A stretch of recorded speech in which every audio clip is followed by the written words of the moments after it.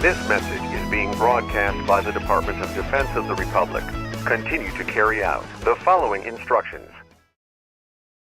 Are you ready? The broadcast will quiet at this time for your safety. This message is transmitted at the request of the United States Office of Civil Defense.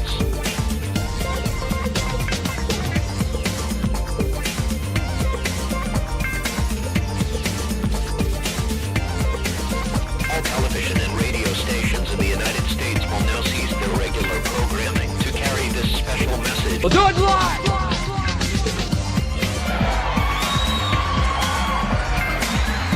I snuck in the club again. Welcome everybody to JFM Studios Live. This is a live stream. That's what live means. Every Friday. In the made-up country of Latin land, live. Friday means live, you know. Oh, that's a terrible joke. I'm sorry. Well, at least Squirtle's laughing. All right. Welcome, everybody.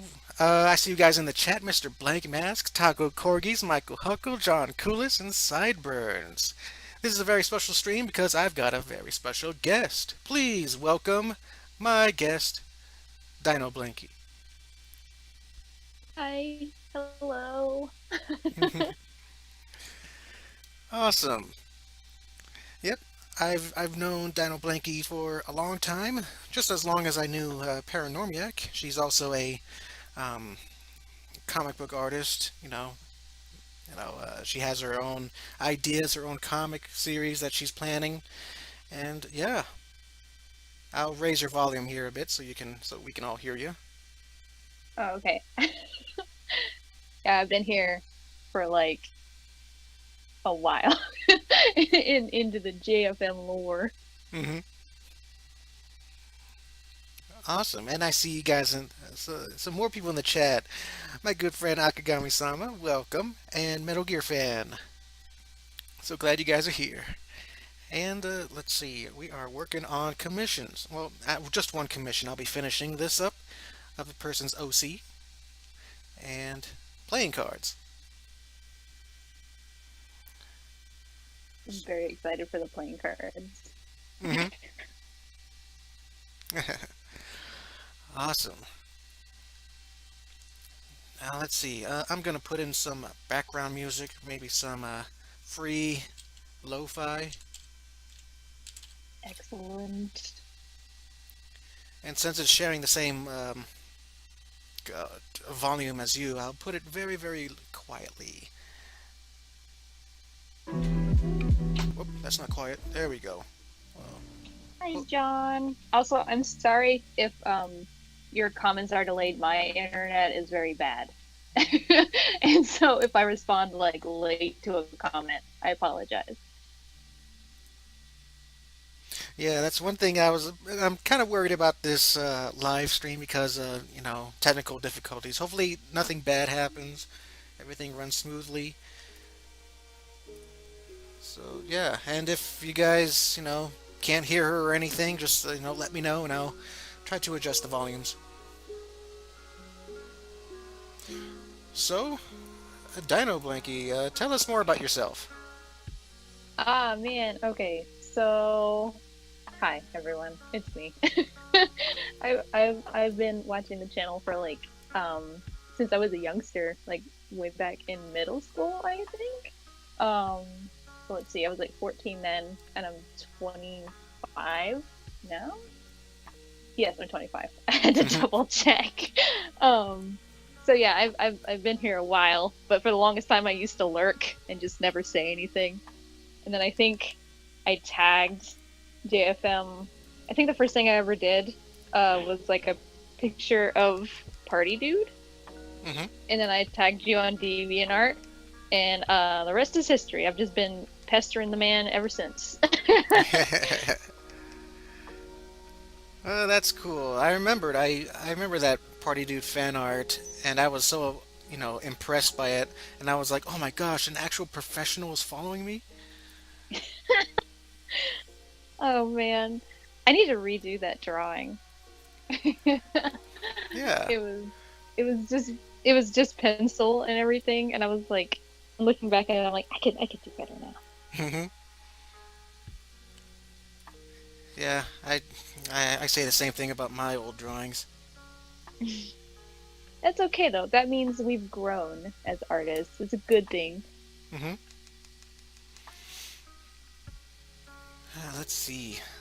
And of course, if you have any, if you wanna plug your social media, I can put it in the chat so people can follow you there. Oh, yes, I love that. I'm really active on TikTok these days. I have a demon project I have in the works over there, and I just post a bunch of memes about it. Hmm. I don't know if anybody here really uses TikTok. Okay, well, if I had a TikTok, I would follow you, but I don't know. I can't have a TikTok because one, I feel like it's a teenager thing, Gen Z kind of thing, and also Yeah, I I have. think your content also fits more with YouTube too. Like, because all the TikTok stuff, it's like it's so short. Everything is like all the videos have to be maximum 60 seconds, and if you have longer form content, it's just not the site for it because attention spans are so short on TikTok. I know, and I'm a guy that likes to talk about my own stuff, so I can't. Oh, let's see here in the chat. Deli Cake Art, welcome. So nice to see you here. And John Coolis, what do I think of the cars of the 1960s? I think 1960s cars are pretty. They're nice. Cars from the 50s and 60s, they are classic. Nothing can beat them. Dinosaur Blanky. Thank you. Glad to be here. Hmm. Guys, that's just one of her names. She goes by many different names. No. I'm a woman of many names. Hmm. I really do. We were just talking about that before the stream. I was like, I need to choose a brand and stick with it because I have like 5 different usernames for 5 different websites, and it's just not helpful. Like, Hmm. it'll be a project for tomorrow.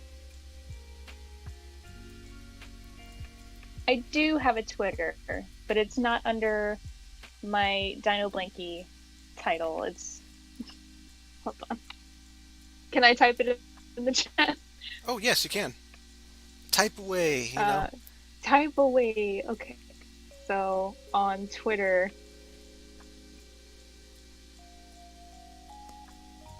This is so embarrassing. Hmm. Like, on Twitter, I'm Dova Garbage, but on YouTube, I'm Fair Travel. Hmm. This is so much. It's okay. You have stuff to promote.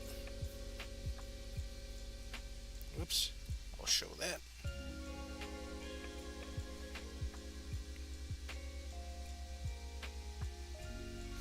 There we go. Yeah, just follow Dova Garbage on Twitter, and then you'll see her art, including this new character of hers who's like a naked demon dude. Yeah, people really like him.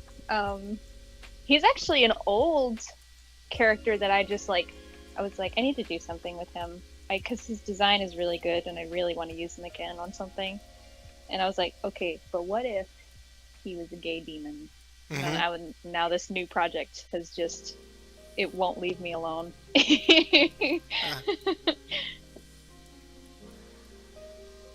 yeah, you'll see a lot of him on there. Ah, okay. Yeah, it seems very interesting. Kind of reminds me of, my one and only buff sexy dude, Mr. Johansson. Ah, I love him so much. Yep.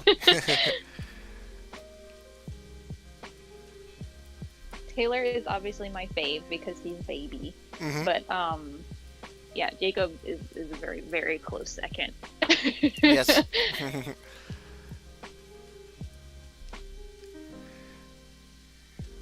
It also helps that he's a secret antagonist, and I'm like really excited to see where that goes. Yes, I'm excited too. It's very fun to write, dialogue for him, especially since he lives this, secret double life. He's scary. Like he legitimately scares me. hmm And of course, with a bad guy like him, I want to make him look cool and try to avoid the tropes. hmm Like people might think he's like, since he's a substitute teacher in a middle school, people will automatically think he's trying to get close to the the kids, specifically the girls. But no, he's not like that. He has, He's better than that. yeah, he has bigger plans. Yeah. Thank you for the follow, John. That's very nice of you. I'll give you a follow back.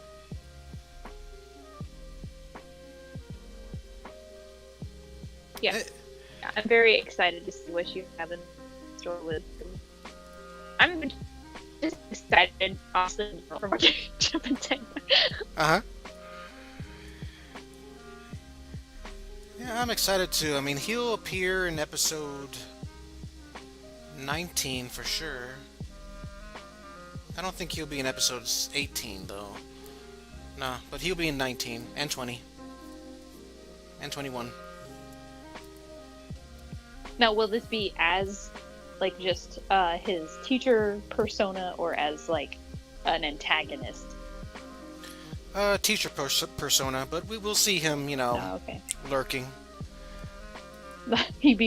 Jacob do be lurking. Uh-huh.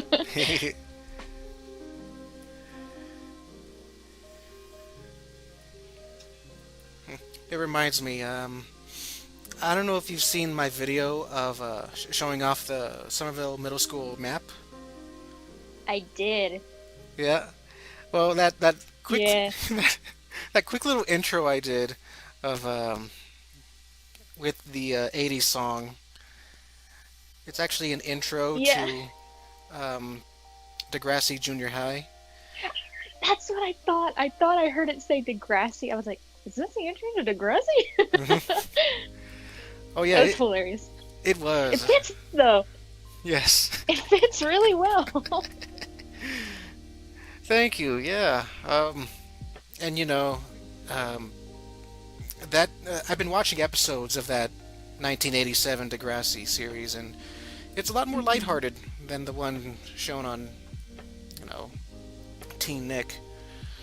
Oh, yeah. I remember it was always, like, super dramatic and serious. I never really watched any of it because of that very reason. Mm-hmm. Yeah. That newer Degrassi was like too serious for me, but this one is just perfect. It's lighthearted and cheesy. Nice. We need more of that. Yes, which is Jeff and Taylor. Of course, the show kind of tackles serious issues like, I just watched an episode where the kid's got a substitute teacher. He's kind of attractive, but he was kind of creeping on one of the girls. And, Oh, grody. Yep, and it was because he was alone with the girl in the classroom after school, and she was uncomfortable. But he was, she was sitting down and he was like touching her shoulder and getting close to her neck. And it wasn't until one of the guy students, saw them and just opened the door. And of course, the teacher had to be. Of course, the teacher was panicked. It's like, what do you want? I not to be dramatic, I'd rip out that man's jugular. Oh, that's crazy. Mhm. I mean, at least they talked about it and say, hey, if anybody does this to you, children, fight them. Just Yeah. kidding. Tell the authorities. Mhm. Yeah, it's like it goes to it knows what it is, tackles serious issues, but it doesn't cross a line. It's almost like we're watching a very cheesy PSA that you watch at school, which is perfect. I love those videos.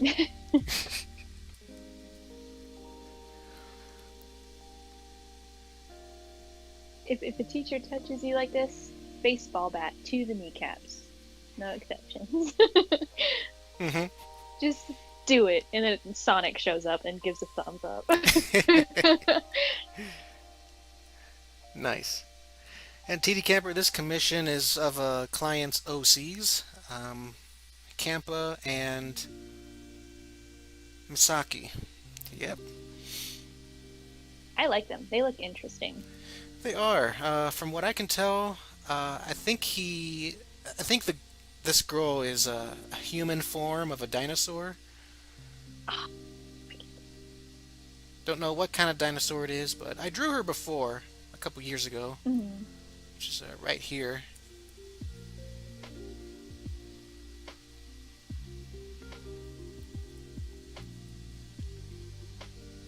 So I'm I'm excited to draw these characters again.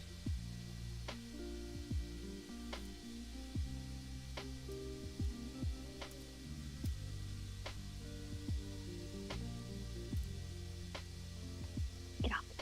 Go. Sorry, my cat got on my desk. Oh, Jesus. Oh, okay. It's cool. I was wondering why you're quiet. It's like, oh no, did we lose her? No, I'm just dealing with feline shenanigans. Mm. Oh, I miss having a cat. Oh, yeah. So you didn't take any of your cats with you whenever you left? Nope. Oh. I mean, my parents did take Mimi, but Mhm. at that time, Mimi was like 19 years old and Oh, yeah.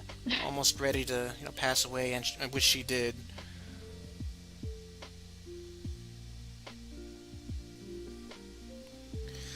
Hey JFM, werewolves have more punching power than electric battering ram, like super strong in human and beast form. That's cool, man. Hell yeah, they do.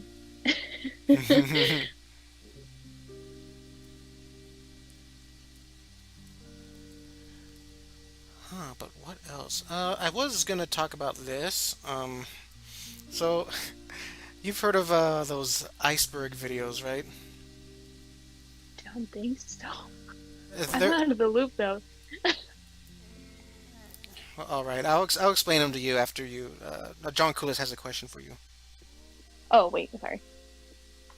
Have you ever watched any TV shows? Or I watched a lot of modern TV shows like Central Park and Positive.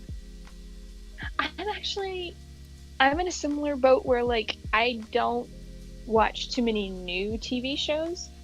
Like I I tend to watch a lot of old ones because like I've watched them before, and usually when I'm watching them, I'm also drawing or working on projects, and so I like to have the noise, so I tune it out. I hardly ever watch anything new because I don't have the attention span to anymore. But I heard a lot of good things about Central Park, and shows like what is it, the Great White North or something like that, made by the same people who did Bob's Burgers. I'd be willing to give it a watch because I really like Bob's Burgers. Hmm. I've heard that the Great North is based in Alaska. It takes Have place you in watched Alaska. it to fact check anything? I haven't. I've seen screenshots, but it looks like it takes place in a very small town, which I've been to a few small towns in Alaska, like Salcha and Tok. That sounds fun. Tok sounds like a party town. You would think, but it's like it's one of those towns where everybody with an RV goes to, because that's like the furthest town from. Well, excuse me, that's the closest town to the Canadian border. Ah. I remember when we moved, when I moved here, when we drove through Canada, that's where we spent our first night in Tok. Mm-hmm. Then the next morning That's cool. we wake up and then go to Canada, and I remember I was nervous, going through the Canadian border, because you never know what they might stop you for. Right. I imagine it wasn't nearly as an issue as coming back through. Yeah, I think I told this story, but I remember the guy in the U.S. border. he was asking me why I was crossing, and he asked me if I had a job, and I'm like, no, not yet, you know. So yeah. So rude. Mhm. It's true. Canadians are nicer than Americans. Yeah, I 100% believe that. So what was the iceberg thing you were going to talk about? Because now I have no idea. All right. Well, iceberg videos are like little videos about a random subject. Let's say I watched a video about the lost media iceberg, which is a video by Blame It on Jorge, and basically he talks about different lost media in different levels of the iceberg. Like the tip of the iceberg is the more common known lost media that practically everybody knows about. And then he goes level by level until the abyss, the dark waters, where it's like very obscure and scary lost media. Oh, so it's like the iceberg's a metaphor, basically. Yep. Oh, okay. Ooh, hello OMN Art. Welcome to the stream.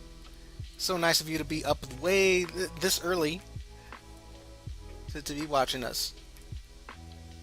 He's from Finland. Hello.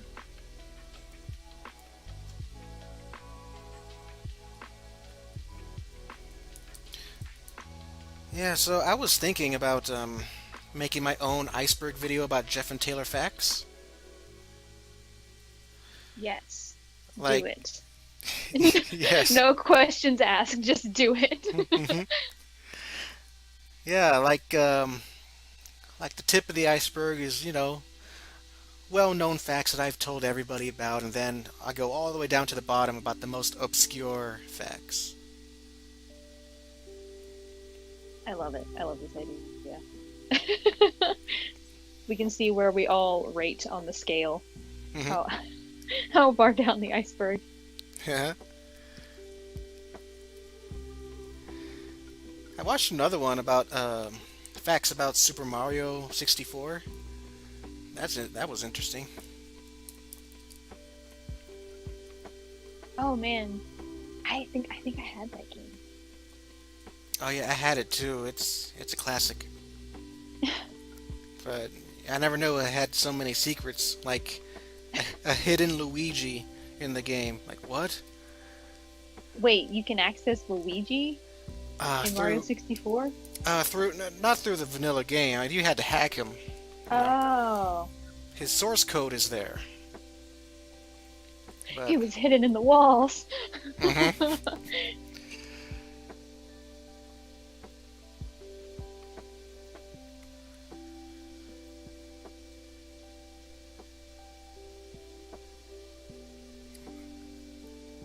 Let's see. Ooh, OMN Art. Nice to know that you tested negative for COVID. Ah, yes, bless. Mm-hmm.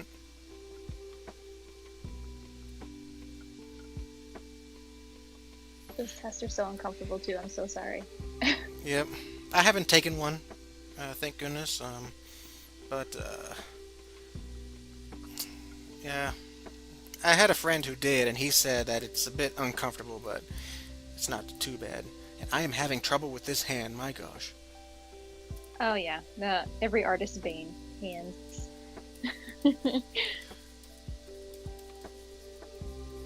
I cheat a lot. Like I'll take pictures of my hand, or I'll go into Clip Studio Paint, and they have the hand models already set up. Yep. And I'll just take reference off of those because it gets rough sometimes. Uh-huh.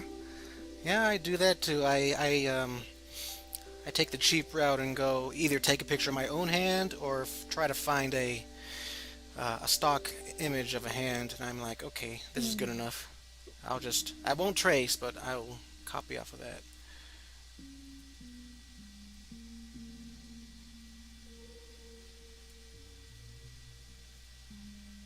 I won't even lie. Sometimes I do trace my own drawing if it's just so difficult.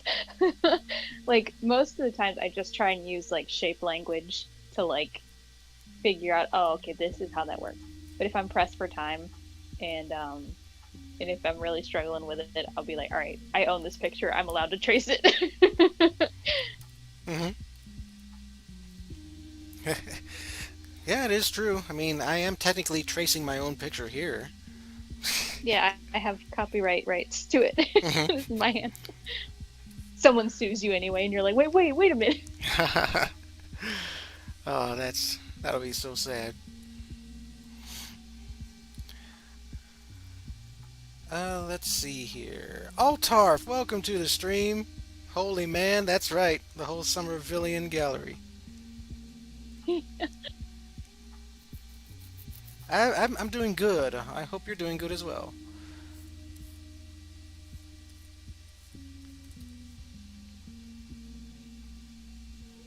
Oh, taco corkies. I want to see that. Oh yeah, Taco Corey, she's in They the. drew a drawing of Amanda crawling out of the computer. Are they in the Discord? Oh yes, uh, Oh, what? Katrina the Corgi. That's her name on the Jeff and Taylor Discord. Excellent. Man, you can share the Amanda picture there. That's even though she's not a Jeff and Taylor character, I totally welcome that. She's in the umbrella. Hmm.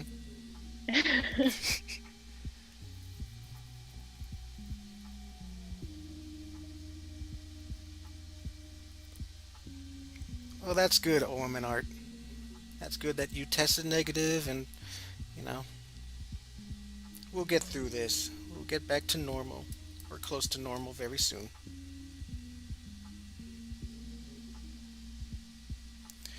But yes, deli cake art references are good.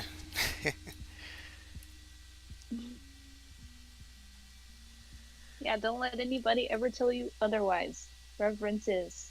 Artists have been using them throughout time. You're allowed to look at things and then draw them. Just don't draw over other people's works. That's the, I think, rule of thumb. It's true.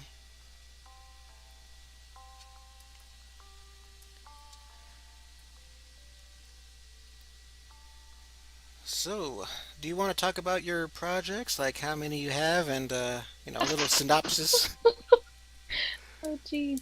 It's very nice of you to give me this opportunity. Hmm. I hope we don't regret it. All right. Nope. So, so I have Fair Travels, which is a fantasy webcomic that has been in the works for the past 4 years. It's going to be a long running one, so I have it on the back burner working on it while I'm working on this new thing, which is probably what I'm going to be promoting for the next little while, until it's launched. So I have Fair Travels, then I have the demon comic, which is called My Demon Rescue,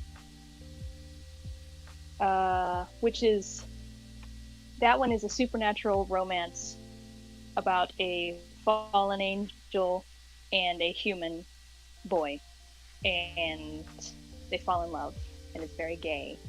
And if you want just fluff and kind of cosmic horror and demons, Lucifer's also there. You've come to the right place. And the thing that can actually be consumed right now is, it's a little webtoon that I've been working on since last year called Woven Heart, which is a little high school romance between a werewolf and a moth girl, and it's really cute. It is all fluff. So if you like kind of like a little supernatural slice of life romance, you can go check that out. But as of right now, those are my main three things that I'm working on. Awesome. Yeah, and I read the first chapter, I think, of Woven Heart, and it is pretty cute. Yeah, thank you. I'm working on chapter 6 right now, which will be the final chapter. and it should be going up sometime next month, either the beginning or the middle of next month. I don't have a proper date because I'm disorganized. Mhm. Happens to the I'm not best like of us. JFM. I'm not like JFM. You got it all figured out. You're like, it's gonna come out on this day. Y'all be ready, and it always does. Aw. Well, thank you. I like to plan ahead with my stuff. You're very, very good at it. You're like, I don't understand. How do you just keep making YouTube content? Like, it's not always like, it's not like, I mean, the streams you do every Friday, but like a video will come here and there. But for the most part, you're really active on YouTube. Just how do you do it, man? Like, how do you do it? Well, I just have the strong desire to talk about my stuff and show off my drawings. Like I know, it's like I don't bring a lot of viewers in all the time. Like I think I average around probably 100 viewers every. 100 strong. Yeah, 100 views every video or so. But yeah, the only time I get like more than average viewers, it's if it's you know a sexy video like that speed paint of Jane flashing and and um, and oh my gosh, that fairy tale hardcore nudity. I uploaded that like almost 2 years ago, and it's now past 100,000 views. That's crazy. That's crazy. I know, but all in all, I just But like to talk about my stuff. yeah. Yeah, and you know what though? It's good because like your channel's always been like a comfort channel for me. Like anytime I'm working on my stuff, I'll always like go to your channel to see if you have anything new. Just so I can listen to it as I work. And sometimes I'll even go back and listen to old videos. I'm just like, I'm running out of content. I gotta go back to the oldies. hmm Well, that's awesome. That's awesome that you like to listen to my old videos as well. I mean, I do that with other guys too, like, other YouTubers. I listen to their old stuff, and it is comforting, and it's nice to know that I at least have one or two people that just love to watch my stuff all the time. And speaking of new content, I will be releasing Kim's character description tomorrow. Yes, I love Kim. Yep.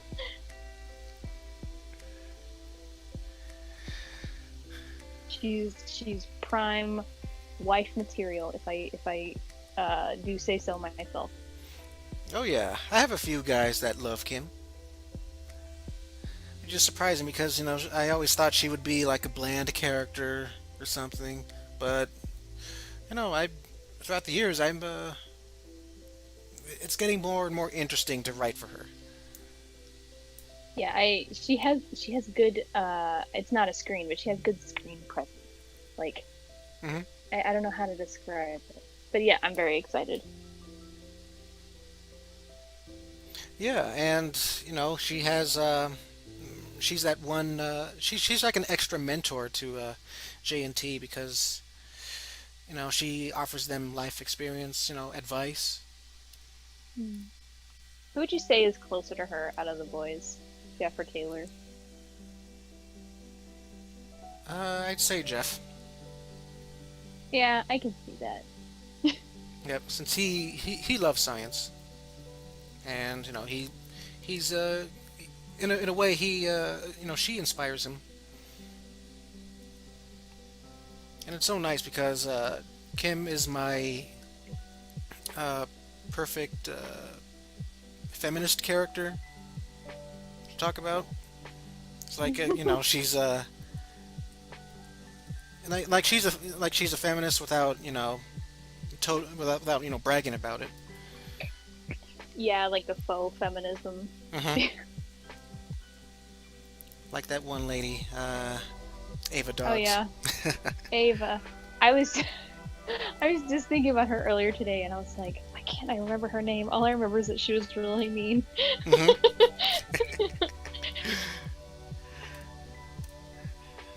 Yeah, but you know, Kim is very nice and sweet, but she knows how to take care of herself.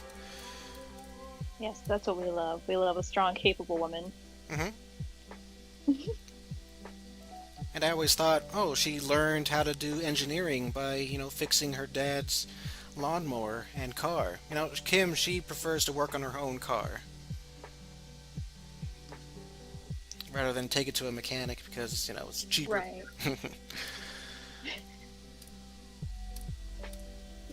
Go. Be gone. And yeah, it's like Kim is one of my most level-headed characters next to Cindy and Blue. Yeah, she like she keeps all the chaos in line. Hmm. Just manages. That's the one thing I really do love about Jeff and Taylor, and I love it in any media I watch. Of like the potential for chaos is Mhm. just through the roof, and I live for it. Mhm. Speaking of chaos, I'm excited. I'm currently writing the remake for episode 4, and boy, that will be amazing. I'm so ready. Yep. Your new issues are like, not that the old issues are bad because I love them, Mhm. but like the new issues, one, your art's improved just immeasurably, but two, like your writing has also gotten like a lot crisper, like the deliveries on jokes. My favorite joke Uh-huh. um comes from, it's not from a remake, it's from the gamer one, Yes. and you know which one it is. It's Yes. David wakes up and Jeff's in his house. Just throws him out. David's face in that panel kills me every single time I look at it. Hmm. I love that joke so much. Oh, Jesus. I know. I was proud of that joke too. It's so good. That and Jeff and Taylor talking about we're murderers. No man, God didn't create him. Yes. So we think we're in the clear Hmm. from the DJ episode. That was a good joke too. That was a really good one. Let's see, how many episodes will be remade? It will go all the way to 9. Yeah, so episodes 10 through 16 will not be remade. But I will change the dialogue a bit in episodes 10, 11, and 12. Now, are you going to be working back and forth on remakes versus new episodes, or are you just going to just focus on remaking everything and then moving on? I'm going to go back and forth. In fact, starting April 5th, I'll be working on episode 17. Ah, nice. Yeah. We get to finally meet Blue's cousin. It's another Blue-focused episode. How has is it Carla, right? That was her name? Yep. How has she changed? Because what I remember her as is like a psychopath. Just a raging psychopath from old content. Uh-huh. Or is she the same? Kind of the same. She's more promiscuous than Blue, Mm. and well, from her old designs, I reduced the size of her breasts, Mm. changed her wardrobe a bit, and I really emphasized her eyes. Yeah, those are some crazy eyes.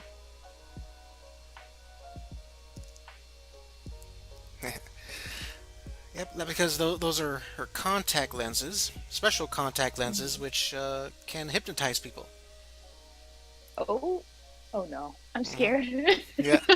I'm scared. So yeah, Imagine Carla hypnotizing you and making you do whatever she wants. I don't like it. Yeah. I don't like it. hmm So, yeah, this episode will be blue focused. And it's the first episode where Jeff and Taylor are not the main guys, you know. Oh, okay. They'll be there. That's gonna be interesting, man. But they're gonna be more in a supporting role as opposed to running the show, as it were. Kinda. Yeah, they'll Hmm. be supporting the episode. You know, I mean, there's a reason why they're not around. Oh no! What happened to my voice? Well, you remember what I said, and Carla hypnotizing people. Oh no! My voice! Not my voice. Yeah.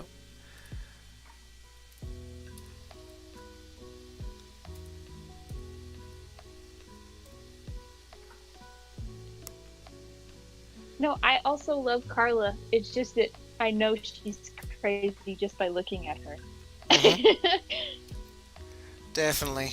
But you know, there's a little bit of heart in this episode, and if I can get my FTP situation, figured out, it will be released on the website for free. Excellent. I did see um, that you put Jeff and Taylor up on Tapas, which I Yes. think is very smart because a lot of people use Tapas these days. Yeah. Thank you. Yeah. I was thinking about Webtoons as well, but I'm like, nah. I have to change my format and everything, and you know. I mean, you could put it up like pages as is. I just noticed that like webtoons that have the page format instead of the scrolling format tend not to get as much attention just because I think people are just so used to the ease of scrolling through, which hmm is not that hard to make them. Um, because I with Woven Heart I had to learn how to cut them up and everything. Uh, but yeah, it would take a sizable divot of your time to cut them up and upload them. Yeah. That's why I don't want to do them because I'm tied up with my own stuff. You know. Yeah, you got a lot going on. Yeah. I'm a one man band. This drugs. This is drugs of doing a web comic or a comic in general. If Yeah. you're not like, well, no, even if you're, getting paid by a publisher, most times it's just you, or hmm you have to hire assistants, and that's money. Yeah. And Game Challenger Wolf, I will not be drawing an Amanda picture for you for free. I'm sorry. I'm sorry you're feeling down and sad today, but I can send you Amanda pictures that I've already made. But like I said, I don't accept requests at this time. I only accept commissions. We artists gotta value our time because we need to make money to pay bills.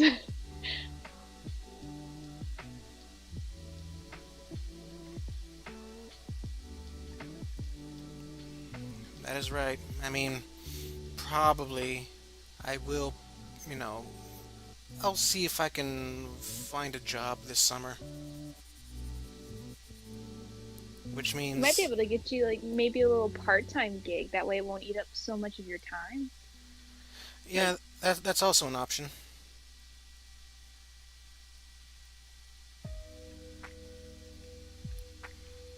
So um, hopefully things will work well in the end. But yeah,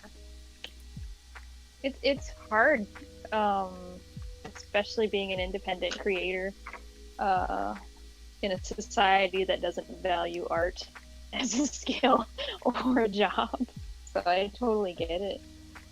yeah,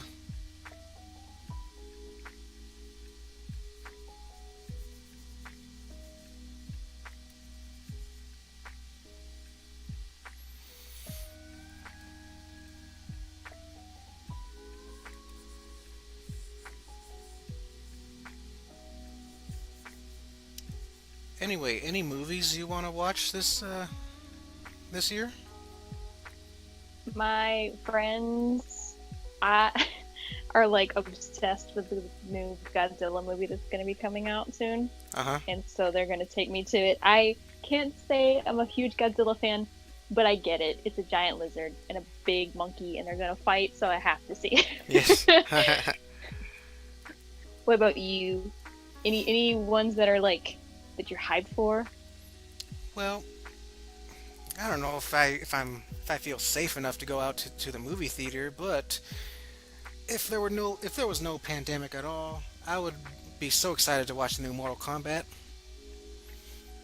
Oh wait, there's the new Mortal Kombat movie coming out. Yep, April 16th. I did not. I'm so out of the loop. Yes, and That's awesome. it's going to be rated R. Ooh, the gore, the Mhm. gore galore. I know my friend David Zuckerman, he's a big Mortal Kombat fan and he's so excited for that movie. It also comes out on his girlfriend's birthday, so it's like Oh God, I hope they're both fans. I Otherwise, it's gonna be really awkward. I think they're gonna watch it together. I don't know if she is a fan of Mortal Kombat, but I think she'll appreciate it as a movie, as an action movie. Yeah.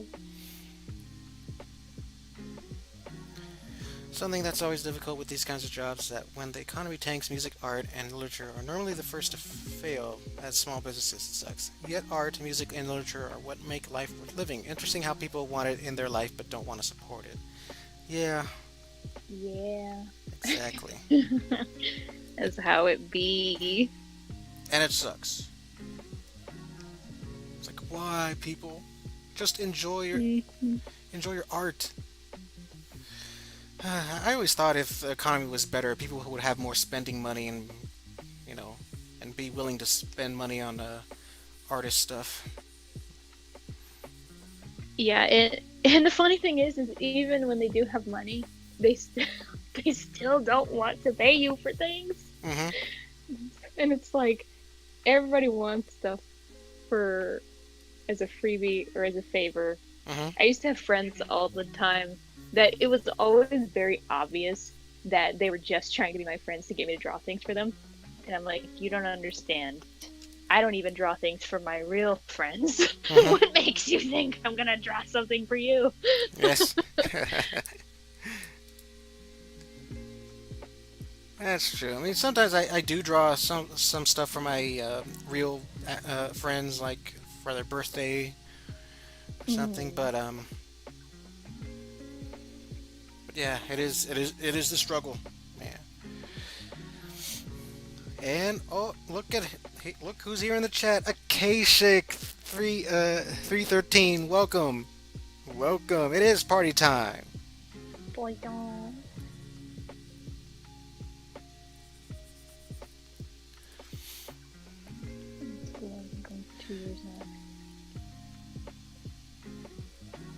Oh man, planning your future, that'd be stressful. Mm-hmm.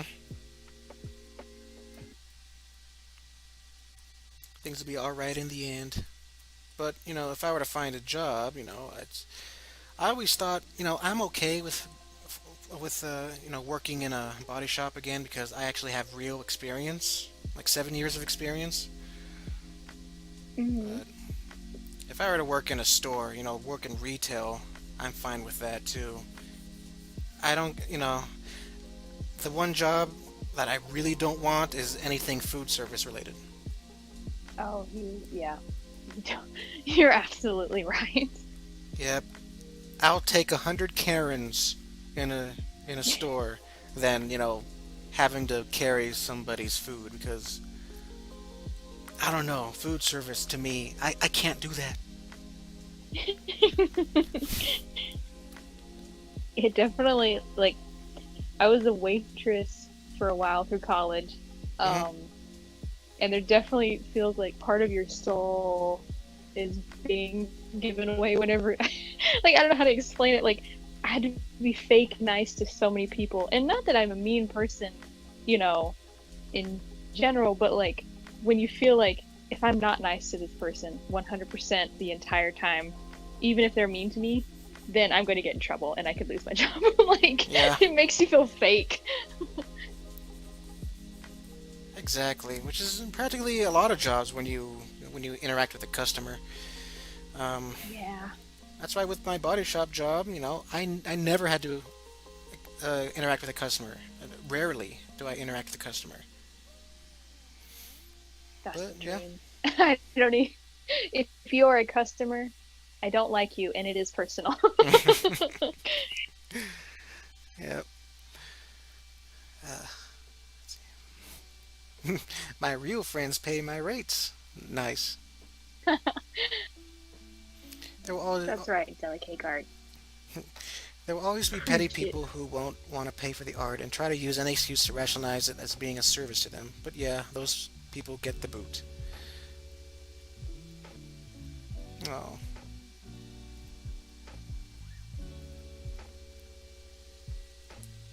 Exactly. Whenever I see my friends in their, artist alley table, and if I want, a certain print from them, I pay for it.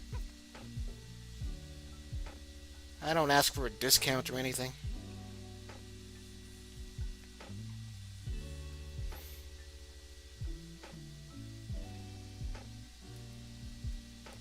Oh, also, since we're talking about customer service, and have you ever seen a show called Hardcore Pawn?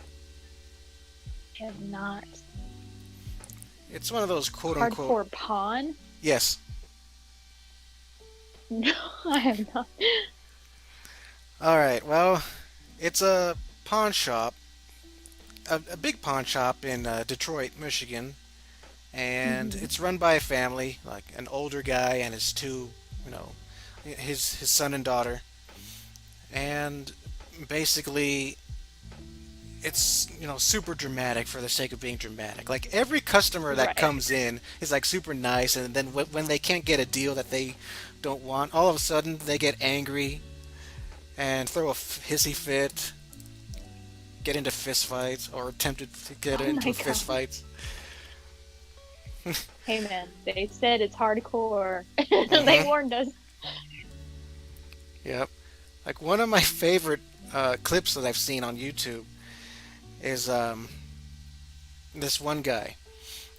This one kid is standing in line to, I guess, to pawn something, and then one of the security guards is like, "Hey, somebody's white Ford is parked in an illegal parking spot. We need you to move it now."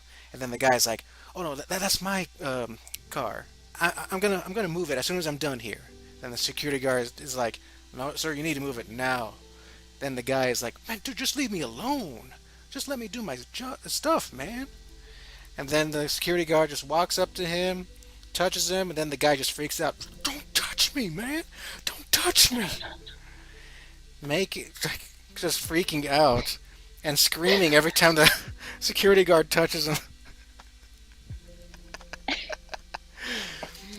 It's Well, like, they really be extra, like for no reason. mm-hmm. Like you can tell these are actors or something, but it is funny. I guess that's why it's so entertaining.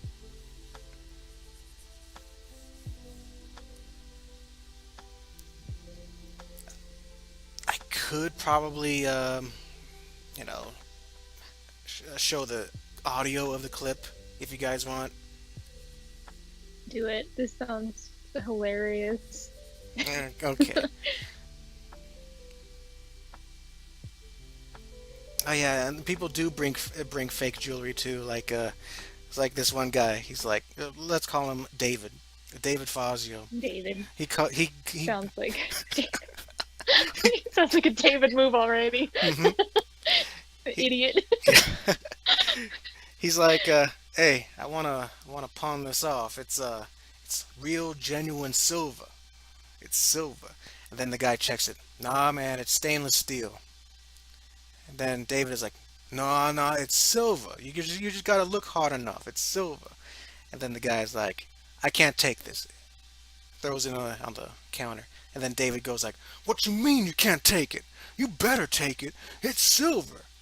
And then It goes, shit hits the fan. Just start fist fighting over the counter. Attempts to fight the Oh pig. yeah, Yeah. prove it. Kill a werewolf with it. Do it right now. And then, my gosh. Okay, it's in my history here. And then, he attempts to attack the security guard and he gets his ass beat. David gets his ass beat. David has that energy. I feel like if he got into a fight with literally anyone except for Jeff and Taylor, he'd lose. Yep. I love him though. I love David. Like, Alright, here we go. Hopefully you guys can hear it. White Ford conversion van. A white what? White Ford conversion van. That's you. Yeah, that's me. Yeah, you got to move your car, man. All right, can you give me a minute, man? No, you got to move it out. You park in a private area. You can't park there. Give me 1 minute, man. That's all I'm asking. 1 minute. Can't give you seconds, man. You got to Hey, hold on. I'm gonna call you right back, man. You can't give me a minute. I mean, I've been.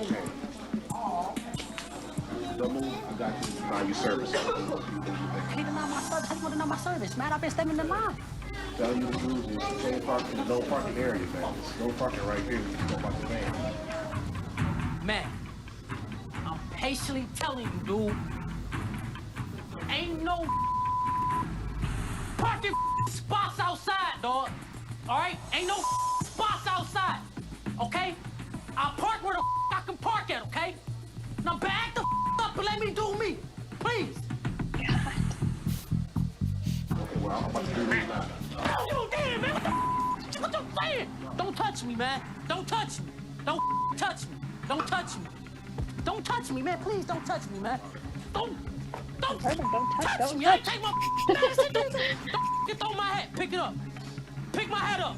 This was not normal. Pick my hat up. Don't touch me. Don't touch me. the scream. Don't touch me. All right? Excuse me. Hello. Hi. Who is you? I'm Ashley. Nice to meet you. Can we go talk outside? Man, take your mask to get off. Here, walk Don't outside. touch me. Get the off me, man. I'm not going nowhere. I'm not going nowhere. Sir. I just started live. Okay. Don't touch me.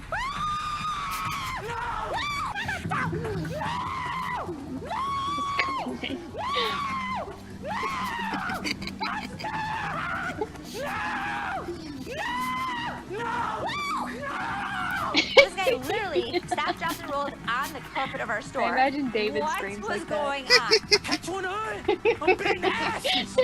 This guy was literally out of control. I'd back up. Whose car is that in front of you? Never in my life.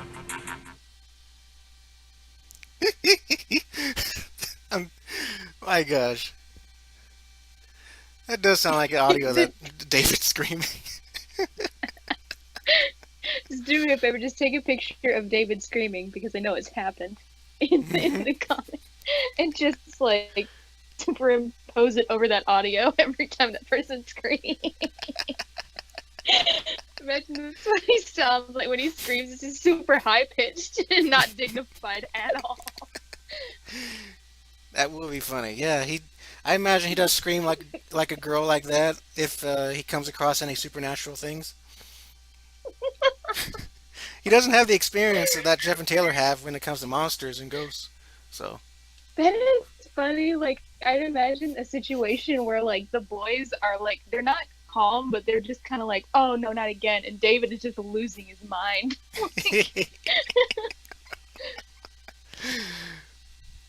What is that thing? Like, oh yeah, that's gonna happen. the Tommy Wiseau voice. Don't touch me, mother effer. They sound like they're being stung by a swarm of bees. Yep. And in the video, the guy actually, rolls up in the carpet. As in he wraps himself in the carpet, yeah. In the rug. Oh my god. And so they kick him out with the rug still wrapped around him.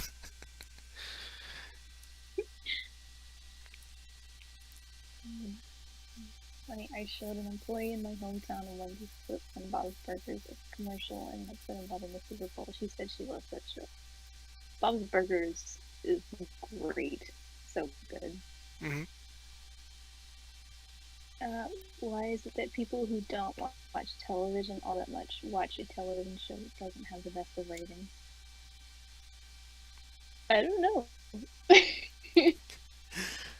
Oh, and for you guys who were wondering what that clip was from, that's a clip from Hardcore Pawn, which is a reality show about crazy customers and a pawn shop, and it's all staged, but still It's makes entertaining anyway.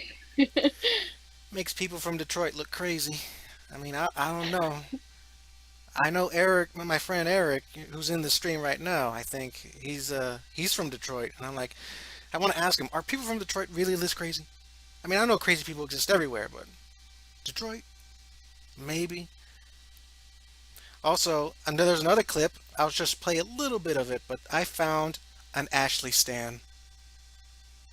An Ashley fan. Yeah, this guy, he loves my character Ashley. There's a clip. I'll show you. Hey, who around I here to thought help we me were with referring this? to JoJo's Bizarre Adventure stands. I was like, what would that even look like?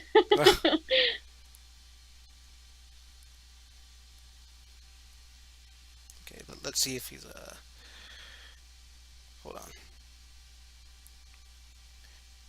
Yeah, this guy here, he loves my character Ashley. Just hear him. Somebody gonna help me out with this? What kind of table is this over here? I want Ashley, man. That's my girl. Yeah, I want Ashley, man. That's my bitch.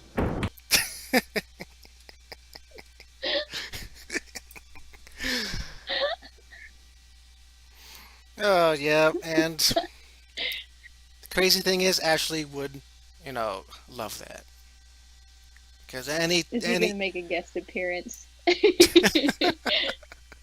I'll probably put him in a quickie.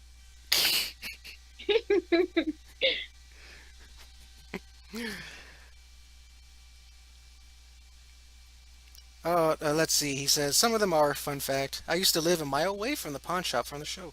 Nice. Oh wow, cool. I wonder if it's still in business. I mean, I'm pretty sure when the show's over, it's just a regular shop, I guess. But I don't know. Probably the people in the background during the episodes are actual real life customers, and they just want to film their real life expressions when the crazy stuff goes down. Sometimes, yeah, like they do. They fill it with just like either customers or sometimes they'll hire out for just extras to Hmm. just kind of make it seem like it's busy, even if it's on a slow day. Hmm. But yeah, I just imagine shoving those people into that store and then telling them nothing about what's about to happen, just to get the expressions off of them. Yeah. Awesome. Oh, that's awesome that they're still open. Man, if I ever get to visit Detroit and get to hang out with you, I would love to visit that shop, that pawn shop. Probably buy something. Yes, a Hmm. souvenir. Uh-huh.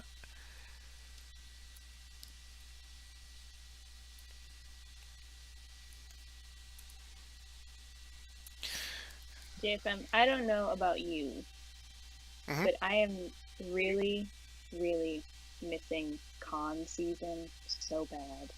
I Uh, miss cons so much. Same. I miss them too. But Did you get like? I know you had like it was a business thing for you as well, like as a con experience. Like I imagine that hit you really hard. yeah, I've been gaining lots of extra money when I was, selling at cons. And I would always put the money in my business account. But Mm, nowadays, since I'm working for myself, it goes to my main account, and I'm like, oh, it's so sad. my I miss main, con so much. I know my main source of revenue is gone. So yeah, but we'll see. I know, Yeah, hopefully things will perk up again soon. yeah, I know for sure I'll be at a con this summer in July. Make that money. Yeah, the money's money. The money. We what what's the line? What's the line? I know the We've got to have to have money. money. I love that clip. Yeah. Who would that be out of the Jeff and Taylor cast? Who is that? We've got to have money. Huh. Rocky from Team Star Hammer. Nice.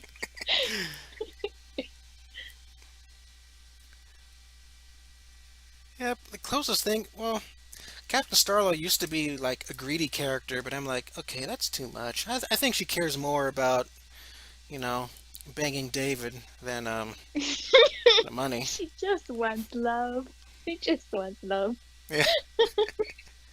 Love and David. Yep. Which reminds me, what do you think of Captain Starla? I think she's really interesting. She's clearly off the rocker, Mhm. cuckoo for Cocoa Puffs, but I love that. Yeah. I love that about her. I love she's a legitimate threat, and I don't think she really like means to be. She just wants to sing really bad, and the Mhm. thing just happens to be David, and it's really unfortunate for everybody involved. Yep. It is, but hey, she'll redeem herself someday. Yeah, that'd be exciting to see. I love a good redemption arc. Hmm.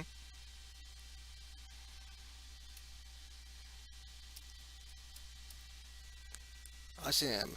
Now it's time for backgrounds. I'll just do a quick painterly background. My least favorite part of any illustration, the backgrounds. Oh yes. But Oh, goodbye, Mr. Blank Mask. He left. oh yeah, I didn't see that. Mr. Blank Mask, you probably gone, but I hope you have a wonderful day, wonderful weekend. I mean, what's going on here? Oops, wrong brush. Sorry. There we go. Out of all the bad guys, okay. Let's go by each bad guy one by one and see what you think of them. Okay. G Station. I love G Station. He's just a real jerk for no real reason other than he's like, I am here to cause problems and commit atrocities, and that's my entire thing. Hmm. I like the simplicity of it. Yes. I love him. Hmm. Let's see, the bear from the Race Junkies. Again, another example of just a monkey wrench in the plans. I like it because the chaos that follows. Yes. I'm here to cause problems always. That's the bear. Yes. I don't want peace. Yeah, that bear likes to cause problems. I mean, that bear, he's buried somewhere in the dump, and he's gonna appear someday, reappear. One day he will rise again. Yes. Oh man, and Sam. Sam, I'd fight Sam. Full on fight. I might lose. I'd probably lose, but I'd fight her. Hmm. She'd just be mean. Yep. And you know how they always say they have problems at home or something. I'm like, I don't care. You Yeah. brought your problems here. You brought your problems, and you made Blue's life doo doo. I'm gonna fight you. I will fight a kid. I will lose, but I will fight you. Yeah. Legit. Yeah. Sometimes she does need to get her butt whooped, which karma does that for her. Yeah, it's just a situation where a character's got to be humbled Hmm. at least once. Give 'em some perspective. Imagine if all the J&T villains formed an evil league. That kinda will happen. Um, Ooh, let's see. I know the Chaotic Crew and DJ will work together. I know Captain. that's gonna be amazing. Yep. I know Captain Starla and DJ will work together, and probably the Chaotic Crew too. I love it. Hmm. I love the combining forces against these two my poor boys. Hmm. Like they really be making enemies out here. And let's see. Akagami-san, she says, I just saw the bear in the junkyard being like, finally, I've risen from this scrap yard. And Bird snatches him up to rip his stuffing for a nest. No, his villain arc was cut short, unfortunately. Hmm.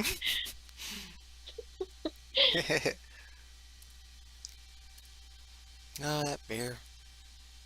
Well, you never know. That might happen to him. Let's see. There's no villain for 4. What do you think about Starhammer members Rocky and Frank? They're so dumb. Yeah. I love them. Yeah. they, they really are like the two lowest level tiers on the villain totem pole, Yes. and it's just great to watch them just fail so miserably at the one simple task they were given. Hmm. I love them. These are my himbos. They don't know any better than dumb. Oh man. Let's see. Oh, EG. Gee. He's the Oh, robot security oh, guard. the spy. Yeah. Oh no. Oh yeah, Electric Guardian. I feel bad for him because he's really just out here trying to do his job, Hmm. and problems, Hmm. problems keep happening to him. I don't know. I liked him. I felt bad for him. Oh yeah. He's a bit of a stick in the mud in the beginning. I mean, not really, because like he caught the boys in what he thought was a mischievous position. But like, yeah, I feel bad for him. Yeah. I love to see him again. Oh yeah. Definitely. I'm currently writing or almost finished with the episode 6 remake, and the story is different. Hmm. Oh, okay. And I did notice that yeah, EG was just trying to do his job, I guess. But there is a legit reason why he's a villain. So I try Oh, to emphasize that, you know.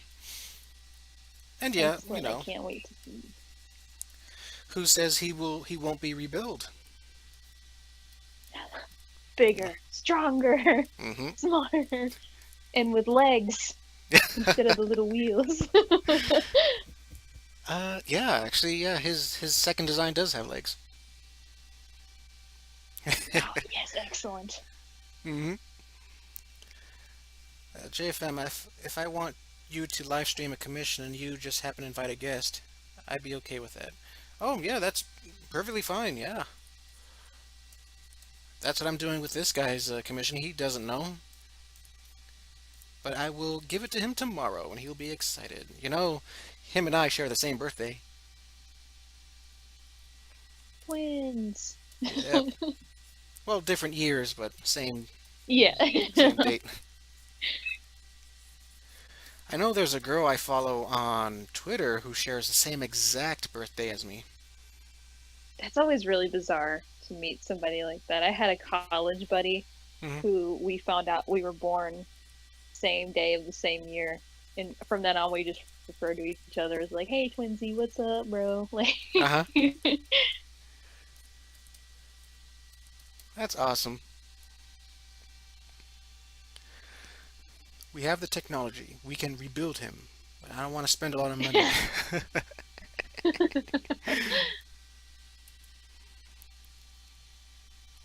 Yeah, sounds like it. But Yeah, the company that After owns him, definitely. who's after Electric Guardian? Was it it Oh, was oh yeah, it was Ava Dodds. Ava. Ava's clearly got other stuff going on in her life. Hmm.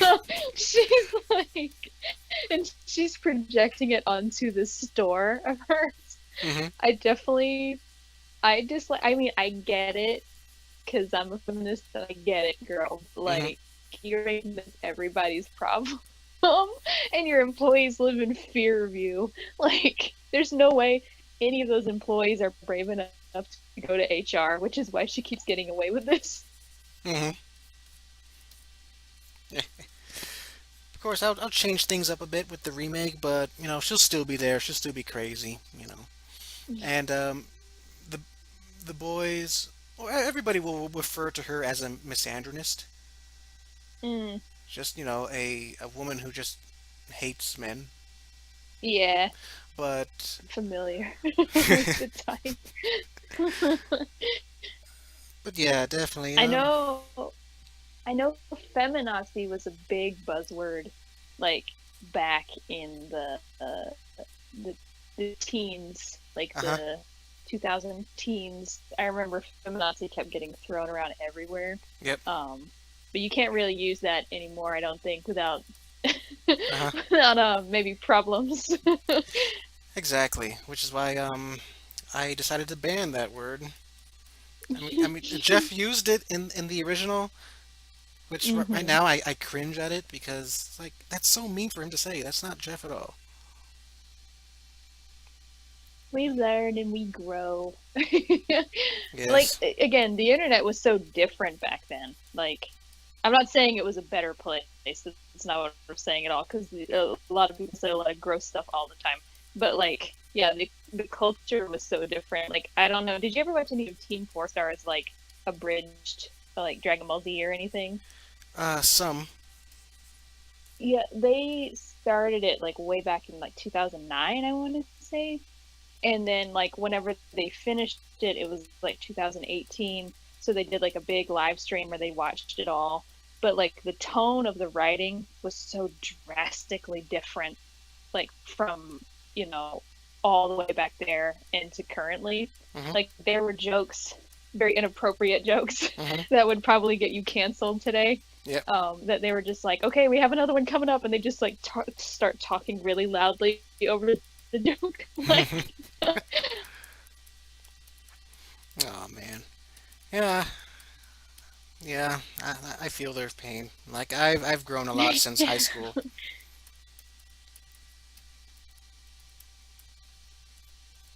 and I'm glad I grown. yeah, it's a good sign to be at least a little embarrassed of yourself um, in the past because it means you have grown. Yep. Exactly. I was never prejudiced or anything, but I always thought, oh, Hmm. haha, gay people funny. Oh, those gays, they are Yep. quite hilarious. People on YouTube were mean, and there were dedicated forums to talk crap. Yeah, yeah, the internet was a really wild place back then. Hmm. Exactly. Well, I'm almost finished with this commission. Oh, that background's cute. Thank you. Yeah, it's not the best looking background, but it's I imagine they're outside in a tropical Yeah, place, since she is a dinosaur lady. I yeah. guess it's similar to those dragon girls from that one anime.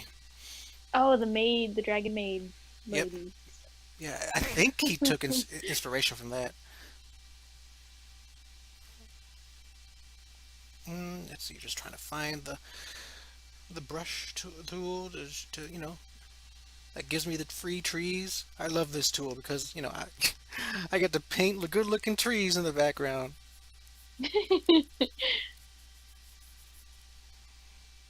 Is this Clip Studio? What program is this? It's Clip Studio. Man, have you ever like gone onto the asset store?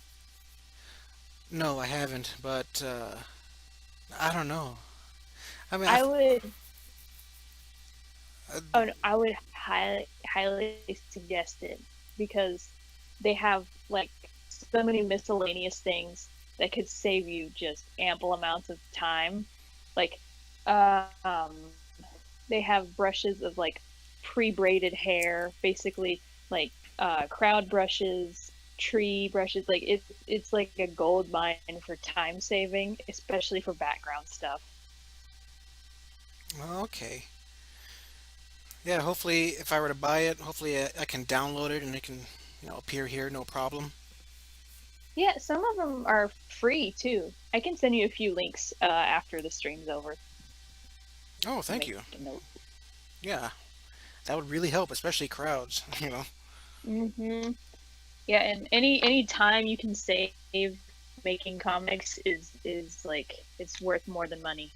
Mhm. Okay, John Coolis, thank you for joining the stream and have a good night. Good night, John. And let's see, JFM, what do you think Super Nerd has planned these days? I have no idea. He's stuck in the Shadow Realm somewhere. I banished him. You probably saw that Halloween special. Yeah, be gone. Yes. Man, I was so glad I did that, even though it took up a few days. It's nice to do Yeah, another it's a Halloween special. throwback. Hmm.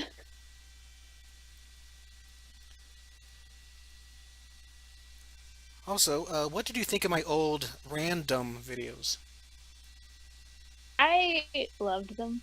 Hmm. Because again, it was I was just like, yes, more content.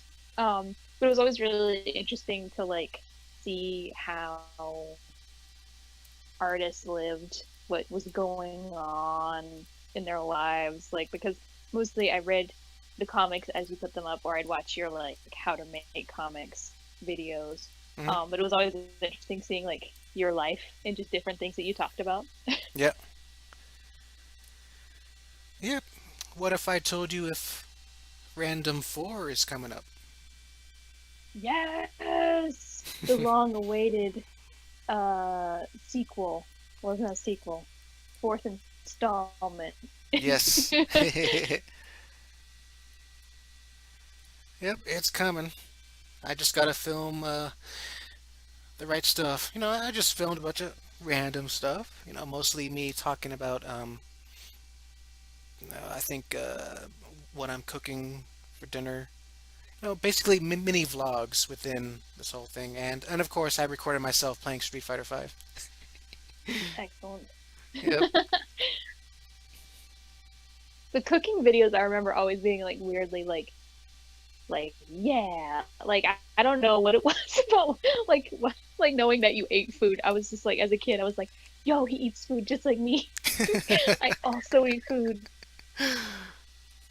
Oh, awesome. Yeah, it's like I tend to do that too with people I follow as well. But at the end of the day, we're all humans. I'm just a regular Yeah, guy. just a regular dude. Yeah. Oh yeah. The old podcast that you used to do. Would you ever want to do an like other like more podcasts or Oh yeah, the JFM podcast. I kind of miss that too. Yeah. It was at an awkward time in life where mm, I was it was 2013 and I was struggling with work and the comic, and I remember I had some trolls, just demanding that I would, you know, release my comics more often, and and I would get some comments on those videos, and that kind of left a bitter taste in my mouth. mm, But I remember having to draw a special drawing for each little episode, which took up time, you know. Nowadays, I would just do a simple graphic like what you see yeah. here with my live stream thumbnail. Hmm. But but yeah, I'm pretty sure I would love to do another podcast. I would love to have a co-host. And That'd be wicked. I like again anything I can listen to while I'm drawing. uh Um, and if you ever want someone to pop in and be like, "Hello, I also love Jeff and Taylor," I'm available. yeah, awesome. Well, yeah, I'll keep that in mind. All right, guys, I am done with this commission. Boom. Yes, I'll just Dino take. wife. Yay! I'll take this sticky note off the wall. That's how I organize my commissions. I put them on sticky notes right in front of me. That's that's way better than my system. Yep. But yeah, Akigami-san, she says, yeah, throwback to where you threw down on the nerd, especially that fight. Yes, I love fighting the nerd. He's so easy. Easy target. It's a nerd. I'd say out of all my Halloween specials, the hardest fight was MFJ. MFJ. Yep. And then it was Jenny because, she's a girl and I don't want to hit girls. And then it was Morpheus. Oh, Oh, Morpheus. yeah, Morpheus, Mason, La Parka. Who else? Oh, the merchant from Resident Evil 4. All those jabronis, and I won. The surprise. Yep. But yeah, thank you guys for liking this. I'm gonna save as a JPEG, and then it's officially done. Well, let's hope the client likes it. I'm sure. I'm sure that they will. It's really good. Yep.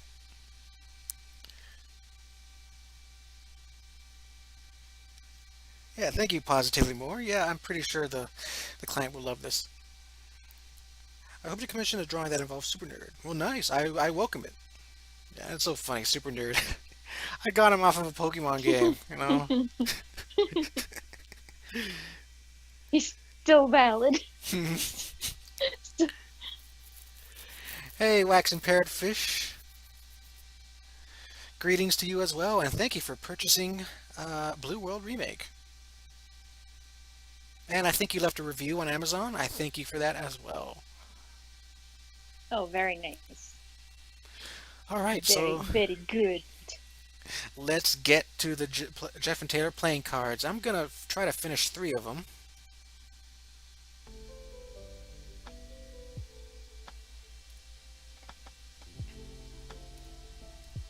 Who's we working on? Which ones? All right. DJ. Oh, I'm scared. Oh, that reminds me. Oh, the villain list. Oh yeah, we didn't finish the villain tiers. Okay, after Ava was episode 8 with Sabretooth, but he wasn't a bad guy. No. Nah, he was nice. I liked him. Yep. Oh, Madame Alonza, the psychic. What do you think about her? I'm trying to remember which one was this. Which episode was this? Ghost Girl. Ghost Girl.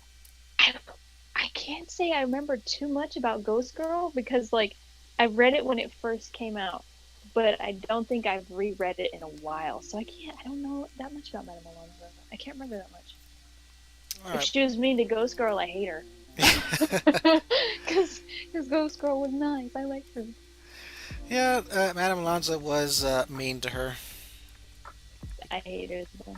Yeah. I hope she goes ghost. Mhm. Let's see. She was trying to control a ghost girl with the amulet that contains her ashes. Wow. What a jerk. Mhm. That's so mean. I'm gonna have to reread Ghost Girl after this. Yeah, Unless, man, it's gonna make me sad though. mhm. It's definitely interesting.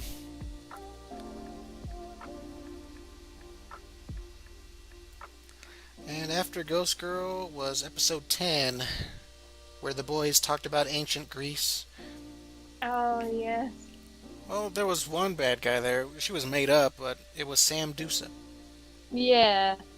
I mean, I guess it still counts as Sam, Hmm. but I will say having Medusa powers, that is a bonus because I think Medusa is cool. Uh-huh. So I'd say I dislike Sam Dusa, but I also really like her aesthetic. Really love the snake hair. Yes. I admit I was a bit lazy drawing the snakes, so I just put them. I just have them all with Pac-Man heads. Honestly, though, it's hilarious. I love it. It also makes them look cuter. A Yeah. little Pac-Man. A pack of Pac-Man. Hmm. Oh, Deli Cake, are you leaving? Well, I hope you have a good night. Thank you for joining. Hi, Deli Cake.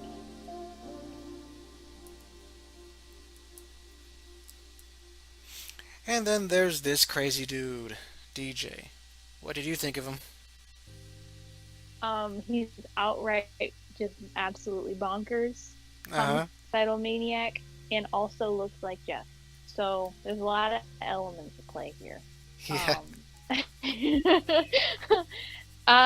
It's really cool to see what it would look like if Jeff just snapped, just went absolutely crazy. I think he's fun. I think he's definitely different from the usual villains, just because like he feels like everybody else. I'm like, okay, Jeff and Taylor are either in the way of their plans or in the wrong place at the wrong time. DJ is, I think he's gonna kill them. I think he really wants to kill them. Like, I mean, G Station kind of the same deal, but like, you know, it feels personal with DJ. Uh-huh. Like, I think that guy's gonna kill the boys. Yep. So he's fun in that aspect of like, I feel like he's a genuine threat, but he's Yes. also like wacky. He is. I remembered he was kind of polarizing when he first came out. I remember one of my friends, I don't think she's not my friend anymore, but she really didn't like the episode because Yeah. she thought DJ was too crazy, for this type of comic, or too out there. Yeah, I think it really just depends on your expectations for a series. Like GF and Taylor are it's very lighthearted, but it has like some serious moments and some like scary moments. And DJ definitely is a character that you're like, whoa, wait a second. But that's kind of why I like him, because it's like it's a little different from what we're usually used to, and I thought that was interesting. Mhm. Oh, good night, TD Camper. Hope you have a good weekend. Thank you for coming. But yeah, DJ is definitely crazy, and I'm like, I don't know. When he comes back in episode 18, I imagine him to regenerate just a little bit from that acid bath he got, and he's not fully healed, but we see like part of his skull and everything. He looks like Oh, that's like terrifying. yeah, kind of looks like a zombie, but he still has his mind. He still talks regularly. And I was thinking, maybe he has. No, he wants to find the boys, but not really kill them. But he wants to bury them in trash. But just. It's like, yeah, a really twisted sort of revenge. Hmm. But I'm still thinking about the plot. But I know for sure Jane and Cassidy will help the boys fight DJ. Yeah, do you know, I just now thought of this. DJ there are a lot of parallels between DJ and Bill Cipher. I get a lot of Bill Cipher energy from him, and not in the way that like he's basically just Bill Cipher. I just think I love seeing a villain that is like Bill's crazy, like he's insane, and I get the same energy off of DJ, and so when he's coming after you, it feels really personal and very scary, which I really like that. That's gonna be really interesting to see. Oh, yep. It is. It is personal. He really hates Jeff. He calls him Faker. I think. Poser. It's like I always thought, like, what's the main reason why DJ hates Jeff? I don't know. I think he has a mission to wanting to replace Jeff, so that's why he wants to get rid of him. That's probably that can work as a plot point, as a plot device, where he just wants to get rid of Jeff by banning him in the junkyard, and he's like, well, Faker, I'll just replace you. I won't hurt him. I'll just live your life. Just stay here. And I love this plan because DJ is so clearly just visibly different from Jeff. So in his mind, what's he gonna do? He's just like stark white with fangs and crazy eyes. He's like, they'll never know the difference.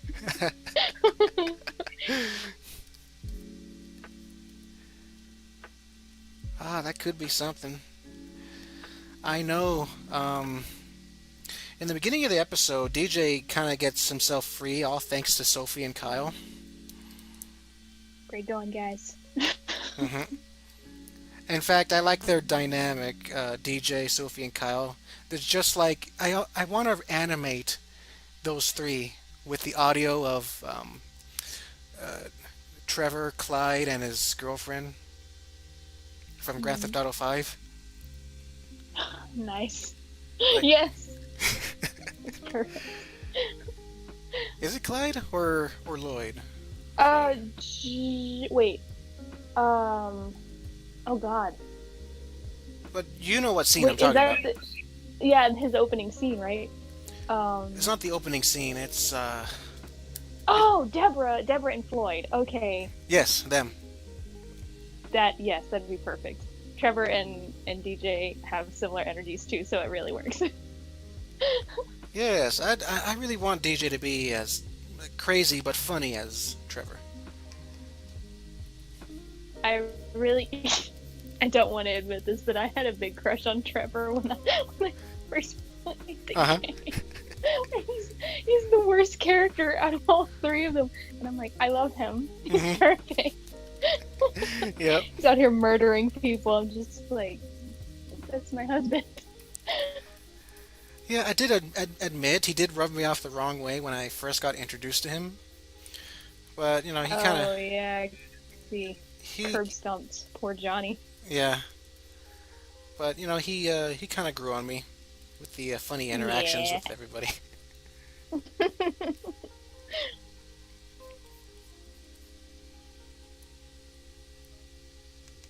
And just like Trevor... Oh, Trevor. Yeah. Definitely remember him.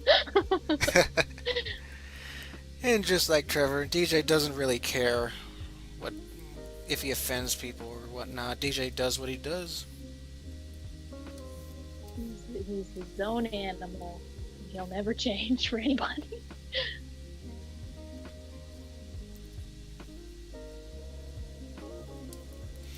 I am thinking, since DJ has a nickname for Jeff, I'm thinking about a nickname for Taylor. Like, what would he call Taylor?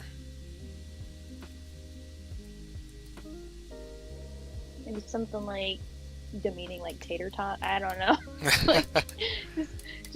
He's like, I don't even take you that seriously, tater tot. Taylor's like, tater tot. Like, it's rude.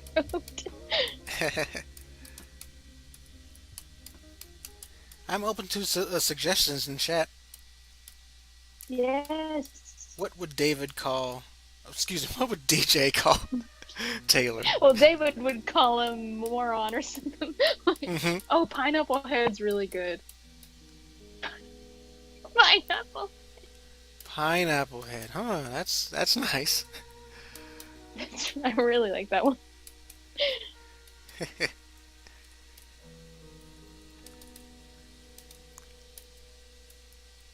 Yeah, I'll aim to make DJ more likable or funny in episode 18. Just trying to figure it out. I know in the beginning, Sophie and Kyle free him, and then Jeff, Taylor, and Cassidy watch Jane's a volleyball game. Oh, yay. Did we get to see Jane be, like, really competitive? Yes. Yeah. I love it. There's that, and I imagine there's a part where if Jane is like trying to protect Jeff, she's super aggressive against DJ.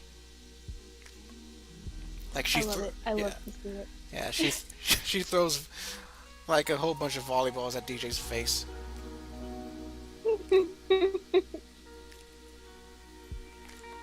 Good for her. Yeah. I love Jane. Hmm.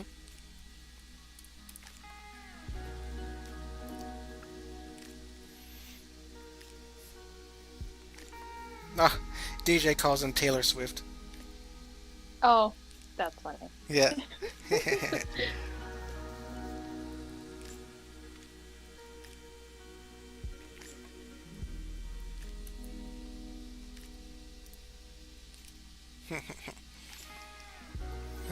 I'm gonna do this, the dark blue. Multiplying. Alright, since DJ's all white, I'm all done coloring him.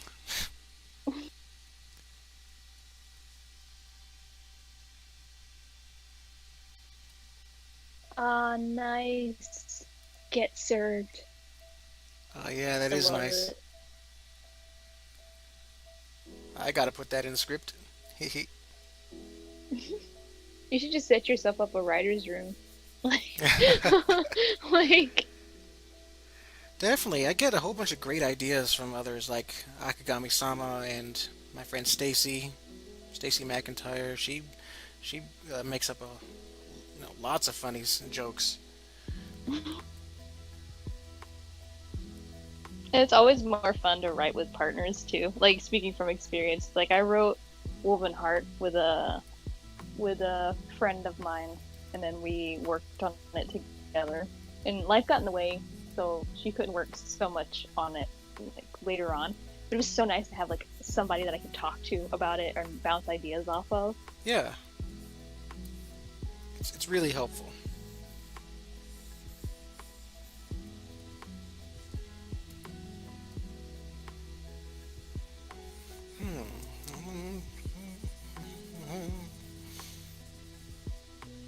Yeah, so there's DJ, villain from episode 11. But what about episode 12? What do you think about the other Team Starhammer guys, like Sawyer and the rest of the thieves?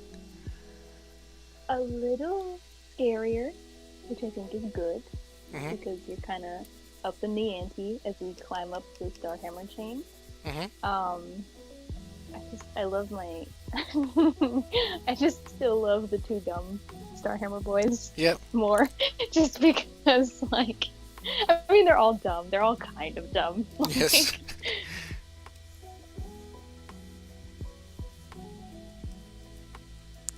And then there's the head honcho, Mr. Johansson, or Jacob. Love him. He's great. Yep. I'm really scared of him. Yeah. But, like, I'm okay with that. I think he's really interesting. I love a good quiet villain that doesn't have to say or do anything like super intimidating. You just know. You're like, that guy? Don't mess with that guy. And Jacob definitely has that energy of like, no, they'd never find my body.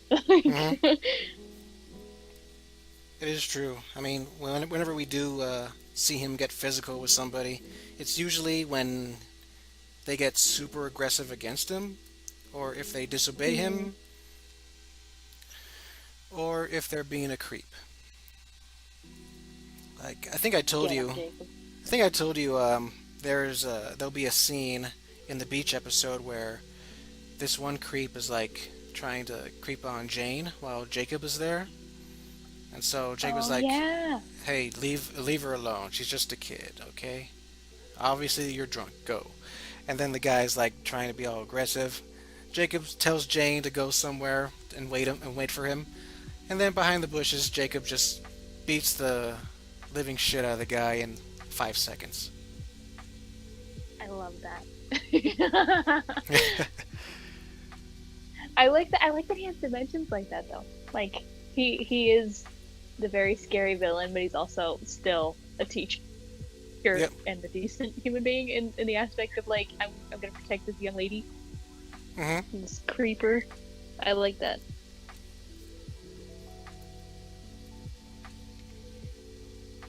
That is true. And just imagine the confusing feelings J and T might get at the end, where it's like they know that Jacob is a bad guy, but he's been a cool substitute teacher to them. So Good though. they're That's like got layers. Mhm.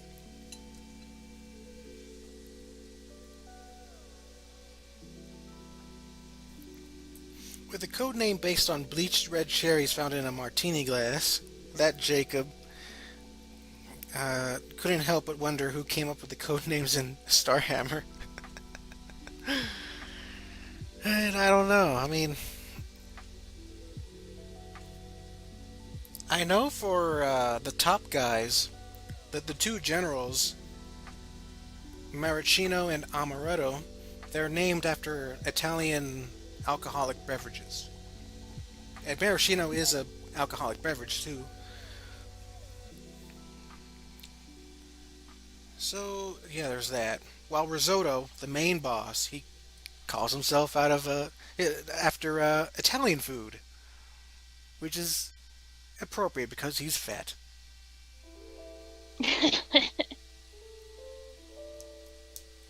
I don't think anybody here knows how risotto looks like. Do you? Risotto. Isn't he like an older gentleman with like white hair, kind of balding? If you're talking about Frost, that's a different guy. Is that You know. Frost? Yeah, Oh, Frost. sorry. I had to think of yeah.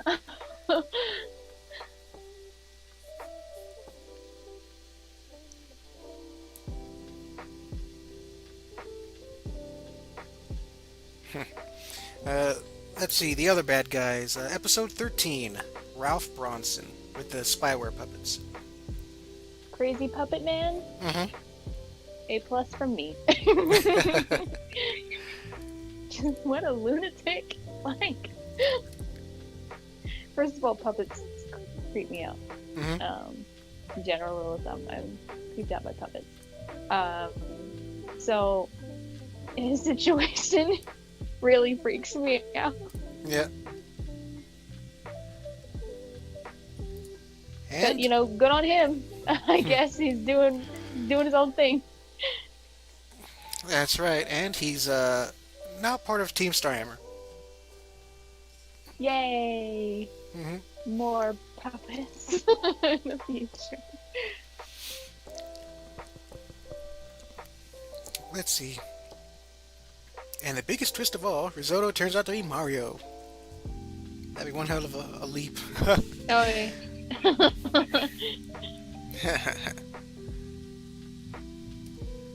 Reminds me of the Twitter post that I liked this morning. Somebody did a SFM remake or a Blender remake of that one Mario parody from Robot Chicken, where Mario and Luigi were in Grand Theft Auto or something. Oh god. I think I saw that once, like when I was in middle school. Yes.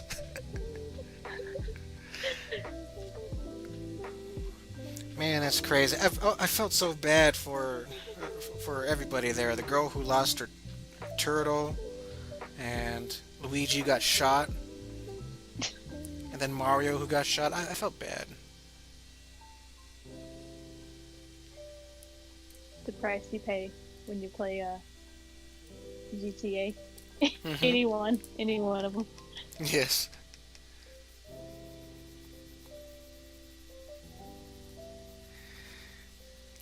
Now let's see here. Almost done with DJ.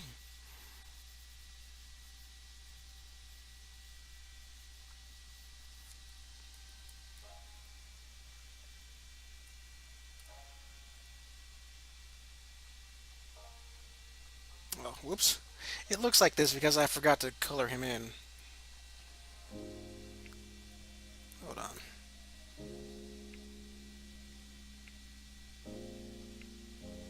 I'll just color him in manually then.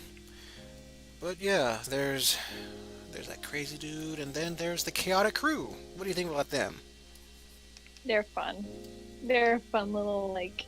I love group villain dynamics. So Mhm. I think they're a little confused about what they want. Yeah. Like, but that just comes with youth. Yep. They are very confused. All they want is just a record deal and for their music to be heard around the world, and even if it means selling their soul to a demon, and in turn they get adult voices. Like I imagine Nicky Nice to sound just like Ludacris. Oh, nice. Hmm. And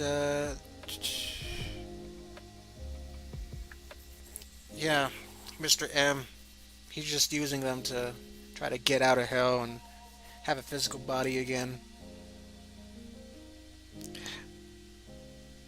At least he's motivated, I guess. Yeah. We love that in a villain. They're all really highly motivated. Yes.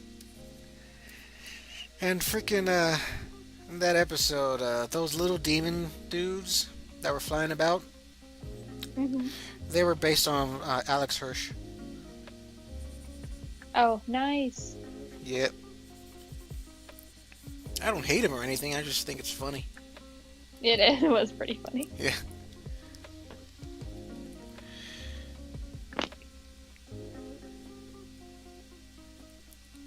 Who was after? Chaotic Crew, Captain Starla. Oh yeah, we already went over her. I love her. Yep. She's got a lot of stuff going on, but she's great. Poor Yeah. David. But I mean, this is almost like karma, I guess. It's kind of karma for David just being a jerk to Yes. literally everyone. Hmm.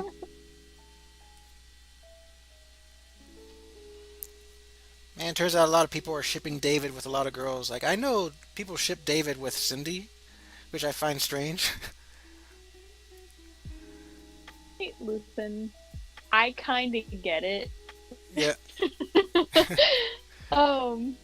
But yeah, I love David because he is a jerk, and I'm like, listen, David, you're so dumb. And I love watching any slapstick involving David. It's great. Yes. But I get the shipping because he's kind of cute Mhm. and he's a jerk. And we want him to find love. And with Cindy specifically, I get it because I think Cindy might be the like the girl that we see spend the most time around David, and they have a funny dynamic. So it makes sense why people might ship them. Uh-huh. Yeah, it is. It is funny, especially since I told my sister about it. Since Cindy is based off of my real life sister. Yeah. Man, she thinks David's so dumb. It's I funny. mean, to be fair, he is. Mhm. He is very dumb. We love him though. Mhm. All right. Okay, I'm done with DJ here. Done illustrating him. And now for the third character, who will be also a spade. You know, they're all part of the spade suit. You'll probably guess who I'm drawing, you know, as soon as you see the glasses. Is it Kim? Good guess. I'm trying. I'm trying to reconnect to this train because my internet went down. So Oh, no. it really was a wild guess. I was like, glasses, glasses. Where's glasses? Wait, you've already done Kim's though. Not her card. Nope. Oh, okay.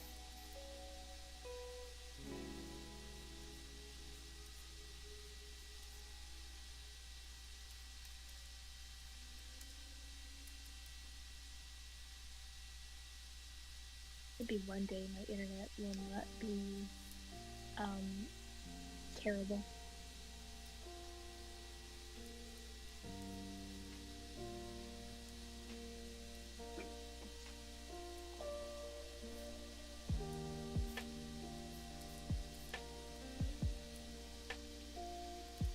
Thank you, Akagami. Yes, I am loving this project, the playing card project.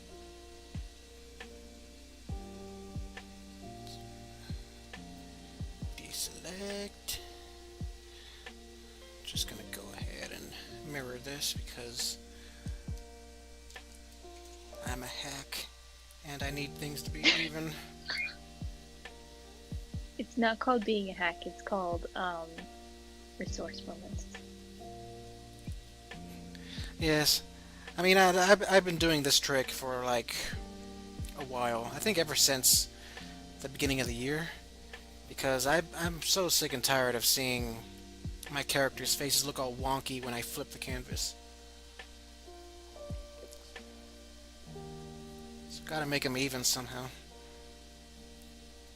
It's smart. Oh wait, Jenny.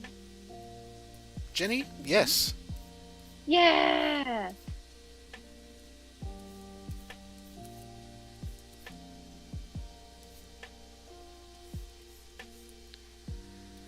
Yes, it is Jenny. She'll be the four of spades. Yep. Oh, I get it. 4. Yeah. That's cute. I love Jenny. Mm-hmm. Yep, she's very different from Jeff, that's for sure.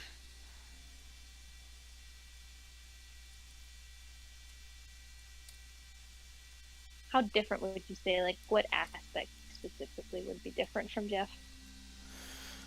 She's a lot more egotistical than him. Oh, really? I didn't think that was. Well, no, that makes sense. Because Jeff, I think, has really. He's low self-esteem, poor guy.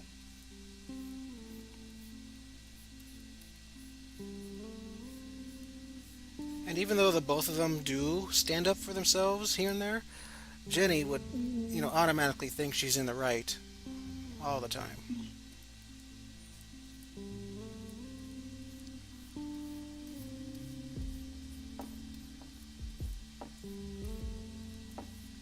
But they still like to read, the both of them. And they both have crushes on a certain southern person. Yeah. Certain southern redheads. Yep, with braces. Mm-hmm. Oh, and this cool little fact: Jenny, the type of guy she is interested in, they are, she prefers feminine guys. Really? And she always thought, Joe was a bit effeminate, some way.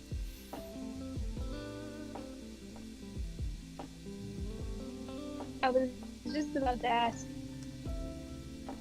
if she would have a crush on Jacob like all the other girls, or would that's Wow. Well, if she met Jacob in the J&T's universe, yeah, she would. She would like him. Most girls would fall for Jacob's charm. except for Blue. Except for Blue. Blue is the only girl, or probably one of the only characters who just doesn't trust Jacob. The girl, smart. Like, something about that guy. Hmm. Kind of like Bishi kind of guys. Oh yeah, kind of. I don't know. Well, I don't know what Bishi means, but I think it's just like an anime term for just beautiful, like really pretty boys. yeah, the kind of boys you see in shoujo anime and manga, you know.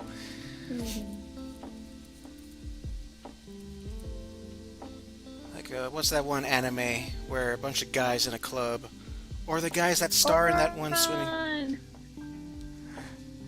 Oh, Oron, High School Host Club, and then Free. Yeah. Yes. Yep, those types of boys that she would like, definitely. And K-pop people. Well, Be a K-pop fan. mhm. I think it's canon that that Jenny and Trina love K-pop. That's cute. Hmm.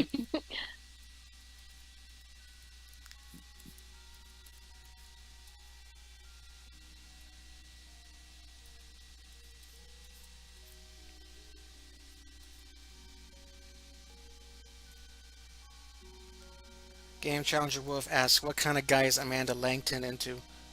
Uh, not sure. I mean, she's not too picky with her partners. I mean, I guess she would like a guy who's dependable, you know, sure of himself, doesn't ask a lot of questions.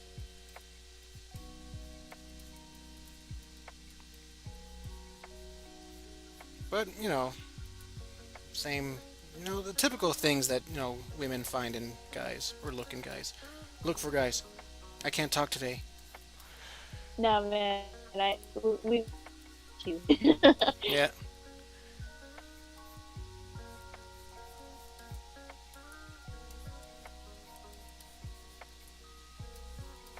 Here's a loaded question. Okay. Does Cassidy even have a type, or is like what would you describe Cassidy's type as, or types? Types. Right now, Cassidy is like, hey, if they're cute, I want to bang. You know, that. That's how she is right If now. the face is cute, I will smooch. Mm-hmm. Yep. Yeah, exactly. And of course, it's canon that Cassidy is bi. The bi queen. Mhm. Good for her. But and I never really thought about that. I figured it'd be varied. I feel like she has a catalog to explain like what her type is. Like at a slumber party, everybody's like, "So what kind of guys do you like?" And they're like, I like dudes with like big muscles, whatever. And they're like, "What about you, Cass?" And she just whips out like a manual. Uh-huh. Like, well, you see, like has a really long description for each archetype she likes. Hmm. Oh man, that's an idea for a quickie.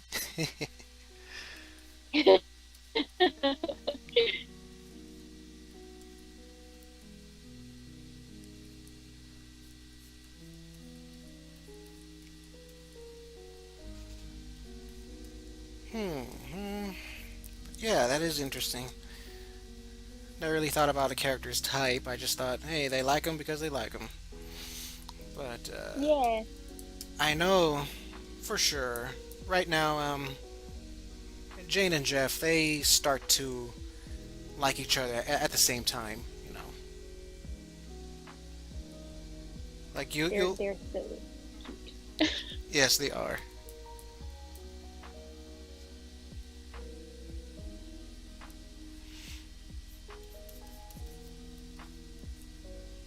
I don't know if you've said this at some point, or I don't know if I've imagined it, but I feel like David is into MILFs. That's all I just look at him, I'm like, he seems like a guy that'd be into MILFs. Probably. Yeah, he's as long as the woman is hot, he'll want to get with her. But for sure, I see him with a special girl, at the end of the series. Ooh, do we know her already? Yes, we do I have know a her. feeling. I have a feeling I know who it is, but I don't want to say anything. Okay. That's exciting. Mhm.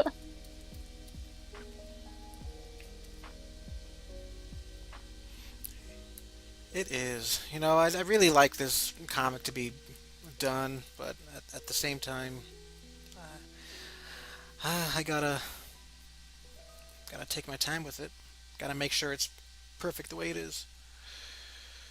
Yeah, it's hard, especially when you have like such a daunting prod. Like you know that it's gonna take a few more years to get it all finished.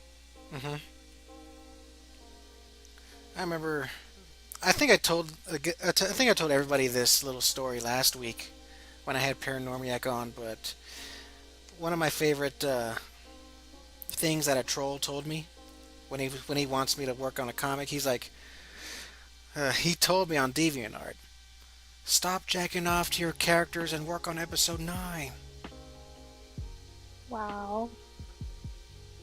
Yeah. Right now, That's the worst. I find it hilarious, but It is. It is. Looking back, I'm sure it's funny, but I'm sure in the moment it was kind of like, yeah, personal attack. yeah, Jeez. just just at me next time. Yep. And it was But on yeah, a. people don't realize how much work it is. Like, Yeah, they don't. They think it's easy. And usually it's guys that never really um, made a comic before in their life. mm, And sometimes I do wish that I kind of started making a one-off comic rather than starting off with a whole entire series. mhm. It's tough, but I can't imagine quitting. Yeah. I have a story to tell. I wanted to tell it ever since I was in high school. And hey, whenever it's finished, you can look back and you can just really appreciate everything that you went through to get to the finish line. Like, Yep, that's how it is.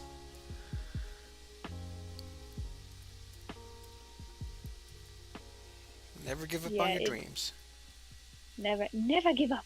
Um, yeah, I know with Fair Travel specifically, I feel bad because it's not technically on a hiatus because I never started posting the pages. Mhm. Um, but it's in sort of a developmental limbo of sorts. Yep. Of like, um, I know that it's going to take a lot to get this finished, so I'm gonna just develop on it, and then while I'm doing that, I'm going to do something kind of intermediate, something smaller. Um, so like the demon project, my demon rescue isn't going to be like a long running thing, hopefully. It's just gonna kind of give me something to do while I'm also working on developing Fair Travels.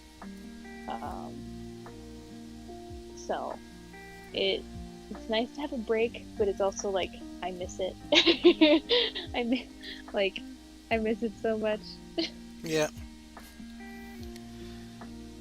I imagine I can get like that too if I were to, take a break from J&T. Sometimes though it's good because I will say taking a step back from it and working on something else inspired me, and I wrote like 2 chapters for Fair Travels just because I missed it so much that I was itching to get back to it. And I was like, okay, I'll at least sit down and write this stuff out. So there's a benefit to it. It's like, do you want to take that break if it's gonna, hold off production for a little while? It's the only thing you got to ask yourself.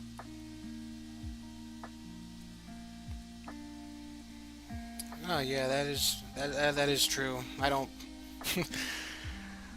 I mean, that's why I take these breaks in between episodes because working on a 50-page episode for like the past 8 weeks or so, I definitely want to take a month-long break, do some man. other things.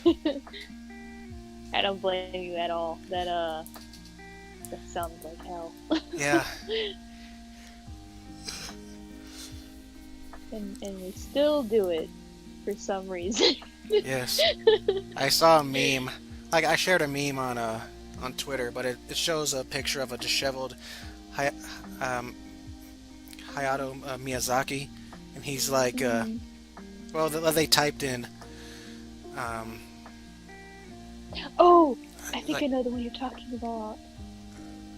It's like, I don't know, he's like, I hate making comics. I can't believe I want to do another one. Yeah, it was like making comics is suffering. I can't believe I want to do another one. Yes. Exactly. So true. This is the process. And there's another meme way back in Tumblr when I was active there, where it shows a stock photo of a man being excited, and it says thinking of comics, and then it shows a picture of Ace Ventura looking angry, making comics. Yeah, it's like daydreaming is so different from the actual production of it because it's like there's so many little things that you don't think about. Like in an example, you'll set a scene in a library. In the writing process, you're like, oh, this will be in a library, and then you get to the drawing process and you're like, no, there's so many books that you have to draw now. Like, Oh yes, I had to draw a library once or twice. That's not fun. I know drawing like that grocery scene you did in that quickie with all of the different brands. I was like, oh, that poor bastard. Like, Yep. Oh man, that was awful. It took me 3 days to make that one quickie.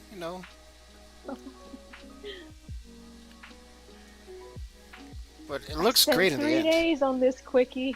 3 days. My gosh, but it looks great at the end. It does. It looks great. It looks amazing. And I love that you can go in and look at each individual logo, and they're all really funny. Man, I would love to try Hall & Oates cereal. I was a big fan of, what was it? It was just grass. Yes. It's grass. It's I grass. was a big fan of, it's grass. That's Grass. Taste bad. That's like what Taylor's mom buys. It's healthy, full of real fiber. Come on, I'm not a cat. Poor Taylor. Yeah. Taylor just wants to have a cheeseburger every now and then. Let the boy get his McNuggies. Man, someday I want to do that old meme where it's like which characters want to, have McDonald's. Like, I know Taylor is one of them that goes McDonald's, McDonald's, and then Cindy's like, we have food at home. We have food at home.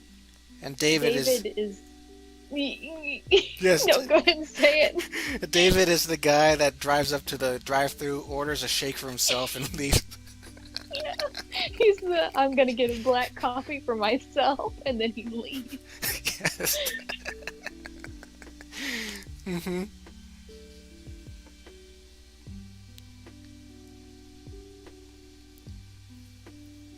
Ooh, Taco Corgis. I actually based my character Bunny's outfit on Jenny's outfit. Nice. It's a cute outfit. It is. Remember when Jenny used to dress exactly like Jeff? In fact, I remember a time when there was a whole episode where it's just Jeff turning into a girl. And I decided to scrap that because that'll open up a whole nother can of worms. Yeah. And what is the rule of this? Like, it's not 34. Oh, Definitely not 34. What's the gender bend rule? 63. 63. Rule 63 is totally different. Yep. It's weird because, you know, if a teenage boy would have turned into a girl, he would never leave his room because he's having too much fun. I think I remember reading a manga like way back in middle school. I think it's called like Pretty Face or something. Yeah, Pretty Face. I have a few copies of that. I remember Pretty Face. I was like, this feels strange. Mm-hmm. It is weird because he didn't have a sex change at all. He just changed it. The doctor changed his face while his body is still a man's body, but it's very skinny and feminine looking. So he still has his guy parts and no breasts at all. So, but it is kind of weird how he passes up as a girl. I only have the first 4 books, but it's okay.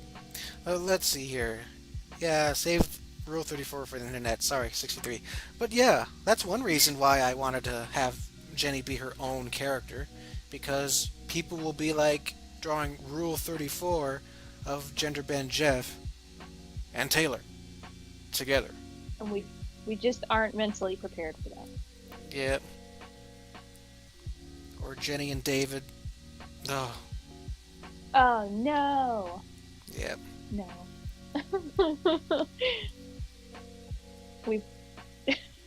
I thought we talked about it. David likes MILFs. Oh yeah, that's right. That's right. David likes MILFs, not middle schoolers.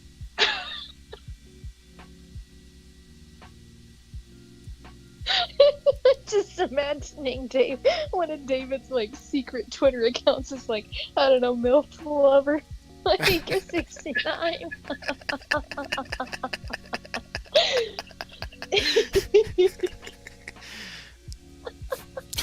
And all he does is like just post hateful comments and be it's like a troll. Oh man, that's hilarious. Taylor goes to his computer just to check something. You know, David's not prepared. And then and then Taylor is like, "Who's MILF Lover 69?" You're 69. David is like, "Whoa, get out of there. Get out of there." Slams the laptop closed. Like.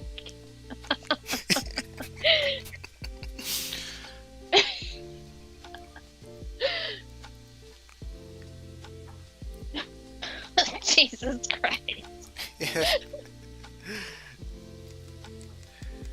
Oh man, this is so awesome. This whole stream is becoming, a stream dedicating to roasting David. That is awesome. I mean, it's fun.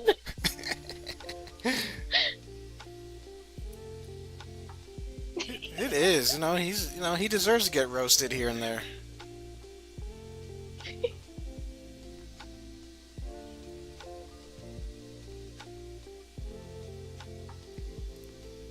Here's a question. Does David watch anime? And if he does, would he ever admit to it?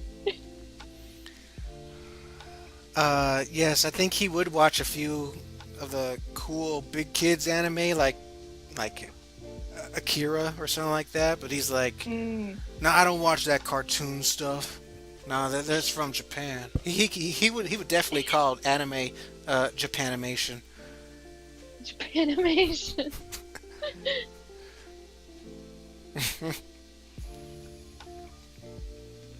What a poser.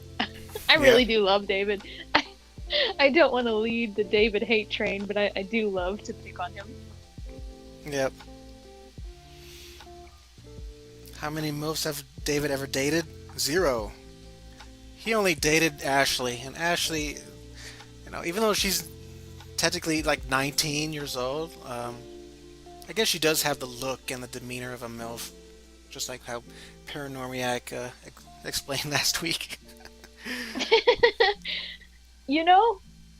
Yeah, I'd say that's pretty accurate. I think she just has the confidence, like just the sheer confidence of a MILF. Yes.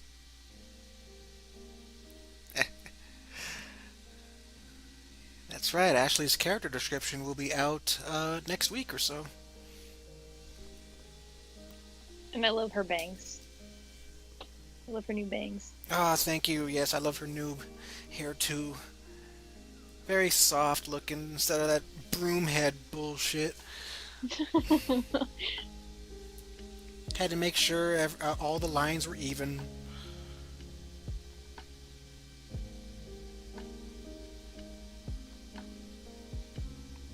But that is true. Akagami says that if Ashley heard you call her a MILF, she'd get angry because being like, I'm not that old, jeez.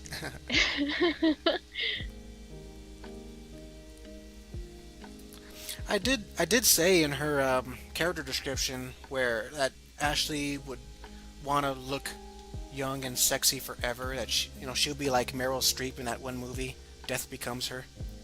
Oh yeah, great movie. Yeah. I could see Ashley doing something like that. Mhm.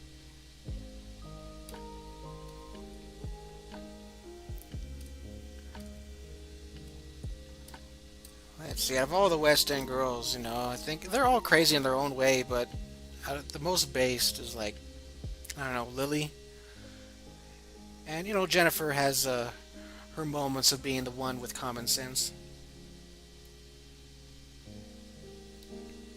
I think Jennifer specifically, like, she has common sense. I just don't think she cares enough all the time to be the voice of reason. Yes. It's like, I'm not dealing with this.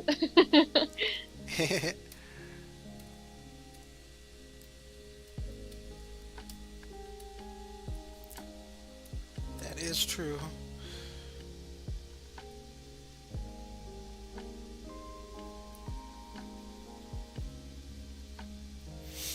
Yes, I remember I watched that movie with you a long time ago. That was a fun movie.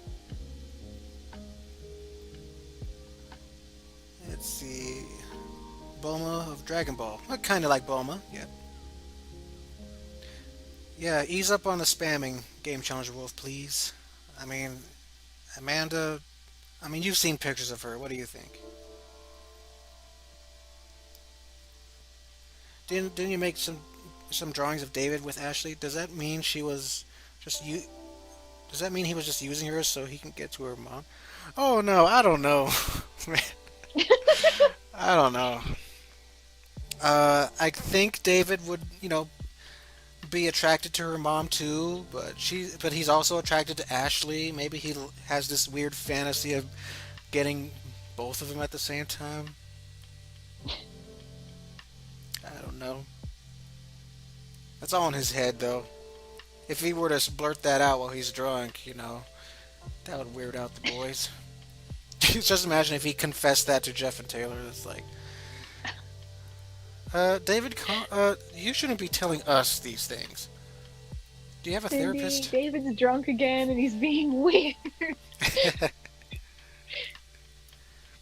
That's why I aged him up to 23, is just so he can drink and be funny.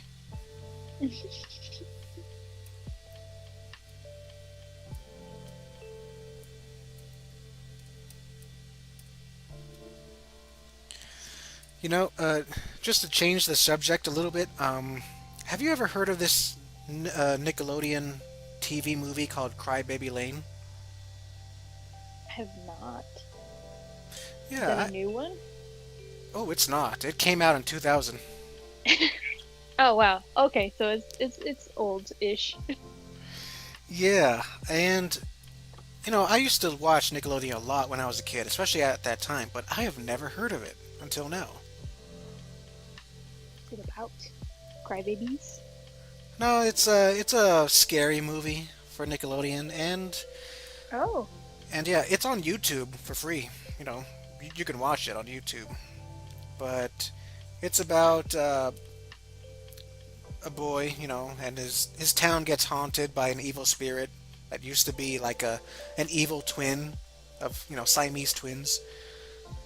So the both of them got sick, and they got buried, but they got separated, like literally separated, and they buried the evil brother in like out in the field, while the good brother was out in the cemetery. So so a bunch of teens or kids disturbed one of the graves of which is of the evil brother, and so he cursed the town. You know, it was okay. I mean, it wasn't scary at all. But I was Right. I mean, it's Nickelodeon original.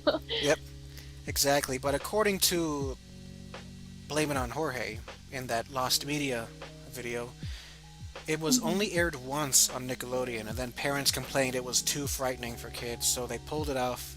Didn't air it for like years and years until 2011. They aired it on Wow. Yeah, they aired it on Teen Nick on Halloween. Oh my god. But yeah, I watched it That's to crazy though. go ahead. Oh no, I was just gonna say that's crazy though, because I remember Keenan and Kel had a Halloween episode that used to terrify me about like I was it like it was like something about losing your head or something like that. Ah, yes, I Maybe have I'm that movie. misremembering. It was called Yeah, Keenan. It was called Keenan and Kel's. Two heads are better than none. Yeah, I remember watching that a few times, and it scared me every single time. But that's weird that they would air that, but not Crybaby Lane. That's weird. Yeah, I guess it's because Crybaby Lane is not as wacky and hilarious as Keenan and Kel. Mm. I mean, there were not a lot of funny parts in Crybaby Lane, so Oh. I'd say it's like a really long episode of Are You Afraid of the Dark? Oh, okay. It's kind of like that. But, in a way, the scary episodes of JNT are just like that. Yeah, it's like you think everything's gonna be okay in the end, but it's just scary enough for kids for you to just not be 100% sure. Yeah.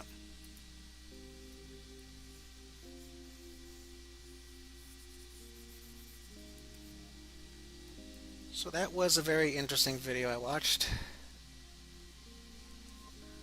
But These sound really interesting. Like I love learning obscure facts about media like that. I might have to go watch some of these.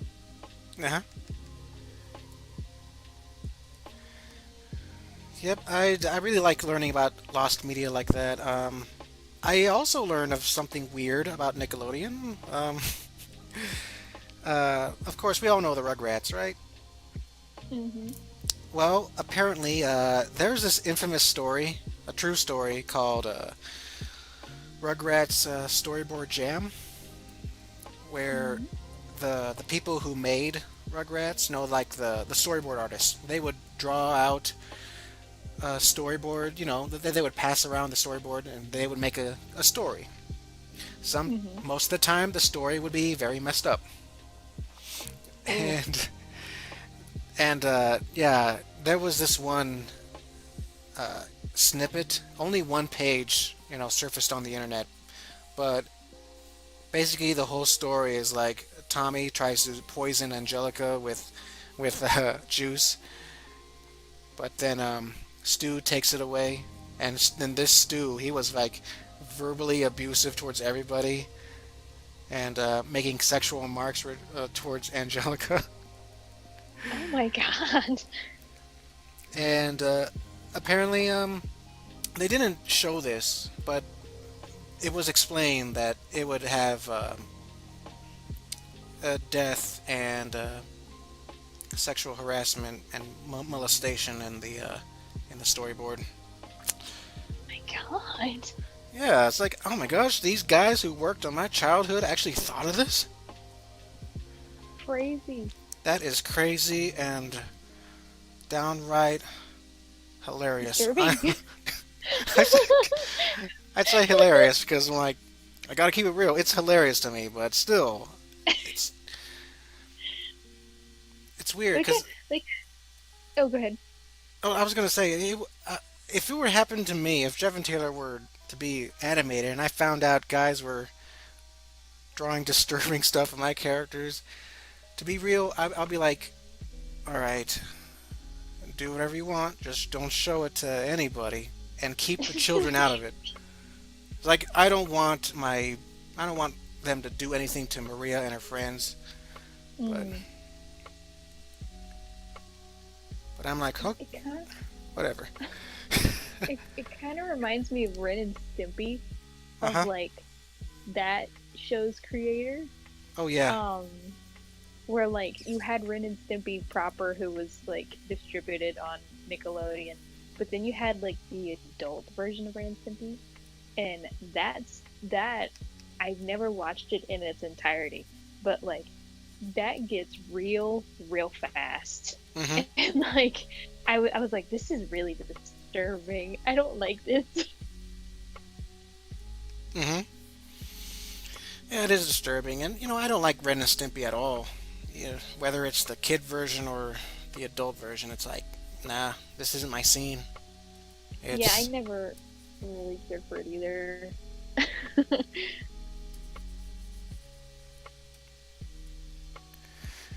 Alright, let's chat. Out of all the MILFs, who do you think David will end up with? I don't know. I mean, there aren't a lot of MILFs in J&T. I mean, there's Taylor's mom. I mean, she is single. There's Taylor's mom. Kim, she's not a mother, but she is mature. Can I just say, I can't imagine a worse scenario for Taylor than David becoming his stepdad. That sounds like the worst thing that can happen. But in fairness, I don't think he could take the twins. Like, I don't think there'd be any way that David could, like, discipline the twins. He could, like, beat them up. Yes. Tag team. Tag team. They'll perform wrestling moves on him.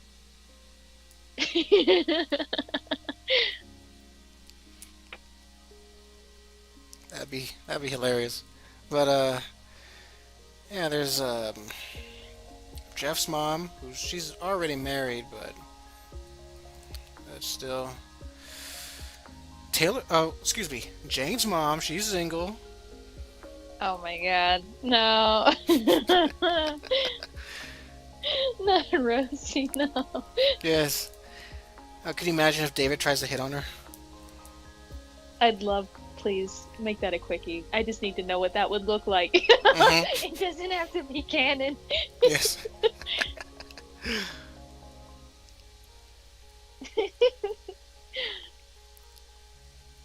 Man, I can't think of it on the spot, but she would probably insult him at the way he's dressed or walks or talks, because she thinks, boy, talking like that in that New Yorker accent is of the devil. Everybody knows sinners are from New York. It's true. She's right. No offense to anybody from New York. It's a great town. Oh, she smacked David with a cross. That's awesome. Let's see. Honestly, if some animators have time to come up with random storyboards like that, then they have time to get back to work. Get back to work. That is true. I mean, there is a limit on I'm all fine with kind of messed up fan art and fan fictions of my characters, but I do have a line, and when that line is crossed, I'm like, okay, don't show this to me again. In fact, throw it away. Throw it away. Lose my number.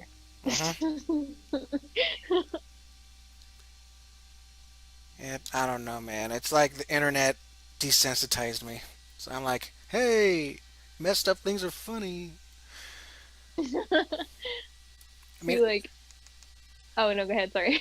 oh, what I was gonna say, I had a comic, a fan comic of Link from Legend of Zelda series babysitting um, a black mage twins, the babies, and he would just abuse them every every episode. Not in a serious way, but just Like a Tom and Jerry kind of Looney Tunes violence. yeah, kind of like that.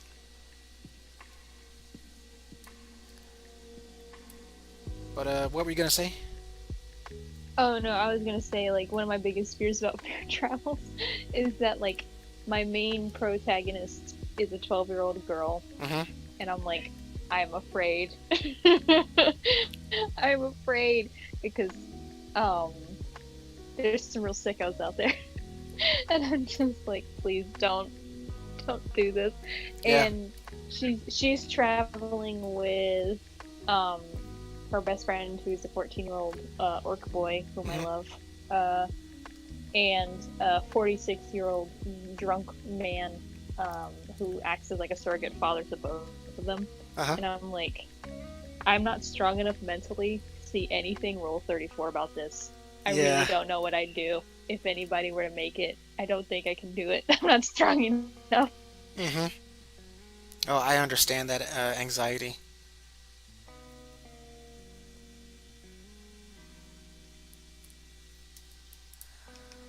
I mean, sometimes I'm afraid too of what kind of pairings a person might do with my characters, you know.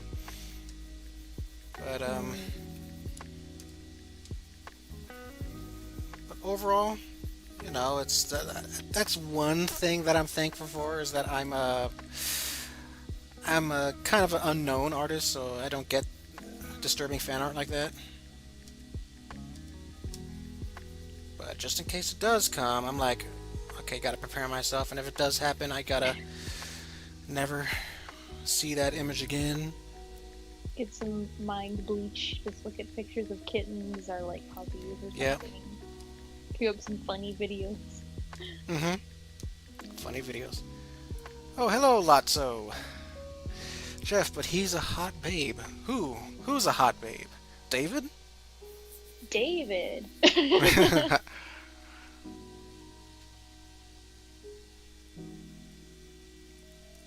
Somerville's most eligible bachelor because no one wants to get with him.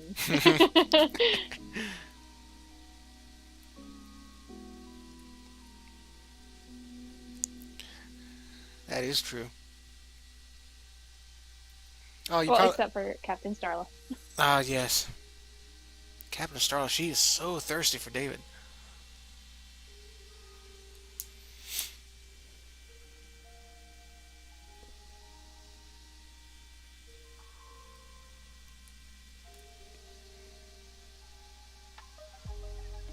Oh, oh, oh. I thought you were talking to me, Lotso. Like, you refer to me as Jeff. But no. He's talking about Jenny here. Jeff, but if he was a hot babe. Yep. Yeah. Well, definitely. Jenny here looks much better than the original Jenny. If I can pull her up. It's open. All the way back in... I'll try to pull up her earliest pick.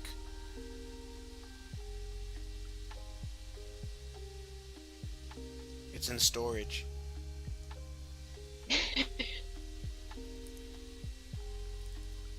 Drawing archives.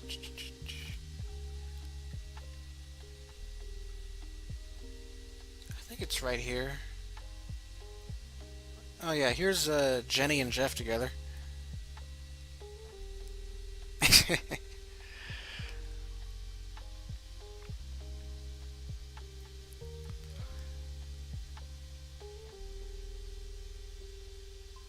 Oh, that's cool with taco corgis if you have some weird ships. It's all good.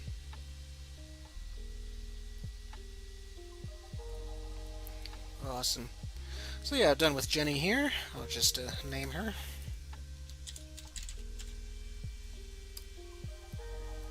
Now, on to the last person.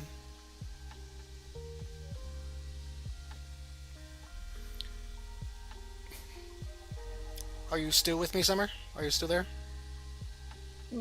I'm trying to get back into the stream because my internet keeps kicking it. Oh, okay. So I'm still here on the call. I'm focused on trying to get this up and running again. Oh, okay. Then you didn't see the picture, I assume. No, I didn't. Oh, it's okay. It's fine. I can always send it to you through Discord. Yes! Let's see if I can send it now. Hold on. In the group chat.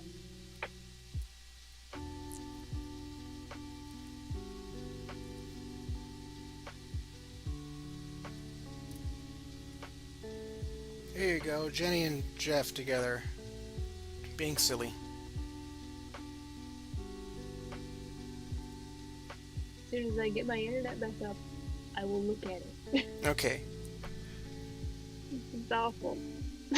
At least I'm going off of like my phone. Mhm. Well, at least we can still talk to you, right?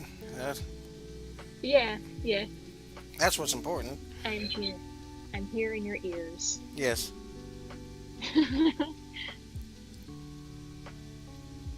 Twins but opposite genders. Those are called fraternal twins.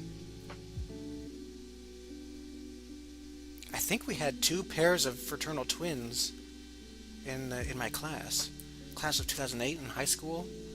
Yeah, we did. We had 2 pairs of fraternal twins. Nice. Yep. Like a boy and a girl. Like, just like Dipper and Mabel. I love them. My brother and I just recently watched Gravity Falls together, and I'm like, Dipper and Mabel are perfect. Yes. And They are awesome. Alright, this guy. Anybody in chat, you want to guess who he is? We've been talking about him.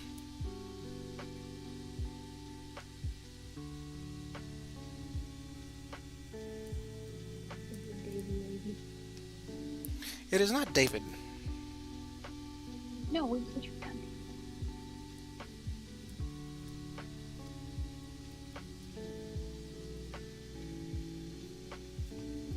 Oh, you're a fraternal twin? Oh, awesome. Yeah, fraternal twins can be the same gender too. That's right, Akagami-sama, and positively more. It is Jacob. I am drawing Jacob.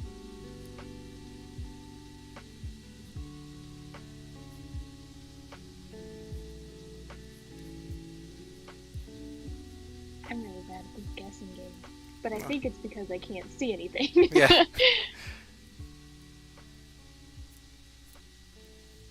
It's cool. As soon as the picture's done, I'll still send it to you. Excellent.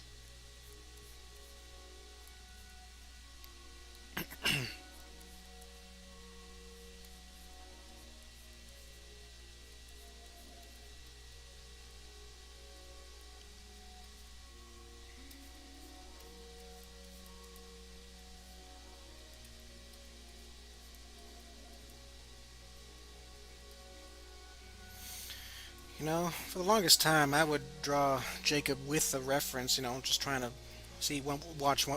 look at one of my older pictures, but I think I've got the gist of how he looks like. Beautiful. Yeah. Beautiful, but he would, break your jaw if he wants to. Excellent. It's just a bonus. Mhm.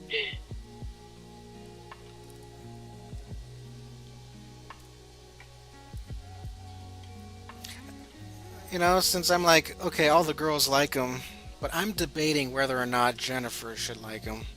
Like, if it's the one guy that she's like totally caught off guard and just, Does not care for. Yeah, she really, you know, has some sort of interest in him, maybe. But usually Jennifer doesn't care for any guys.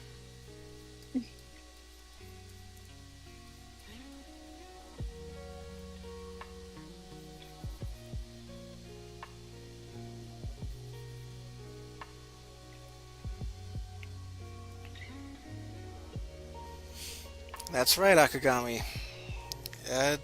Definitely, especially with the newer OCs that I've made. We capture the same essence. In fact, I just might do that because I'm not feeling his hair. His hair looks like a nerd's hair. Come on, man. I gotta open or place something here. Import an image, an old image of sexy ass Jacob.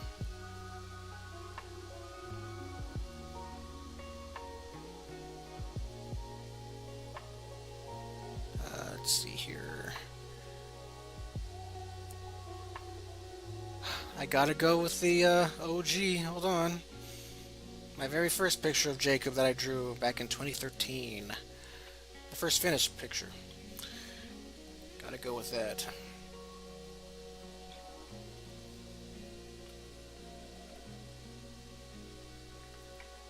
Honestly, I sometimes, especially with like this new cast of characters, um, it's very hard to me to for me to remember how to draw their face specifically. Like, I'm so used to drawing the Fair Travels crew, but Uh-huh. now it's like I constantly have to pull up my own references. I'm like, how did I forget how to draw them? They live in my head. Yep. That's how it always is. And I just drew freaking Jacob with with a bold cut, basically. I forgot. He has very spiky hair. Short but spiky hair. Mm. That's right, the brazen commercial pic. I forgot I made that last year. I'll pull that up too. Because I'm proud of that artwork. And I really like I also like the original sketch of it too, which was made by, you know, um, Rosengard. It was fan art from her, so I decided to, make a finished version last year. Almost a year ago. Man, I need to do some Jacob fan art because you know what? I think I'm gonna change my list about my fave JNT people. Uh-huh. I think it's Taylor first, then David, then Jacob. Just because I like to dunk on David a Uh-huh. lot. Yes. That is fun to dunk on David. With Jacob, it's just fun to just look at him. hmm Just stand there, Jacob, and look pretty. It's not very hard for you. Mhm. Oh, hold on. Look at this, the difference here between the old picture and the new. How much he's changed.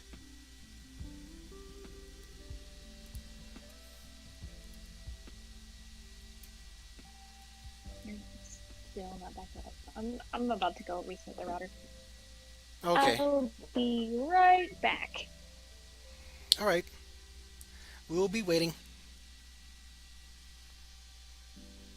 Yes, you're very welcome. I like the original sketch. It inspired me to make this, so.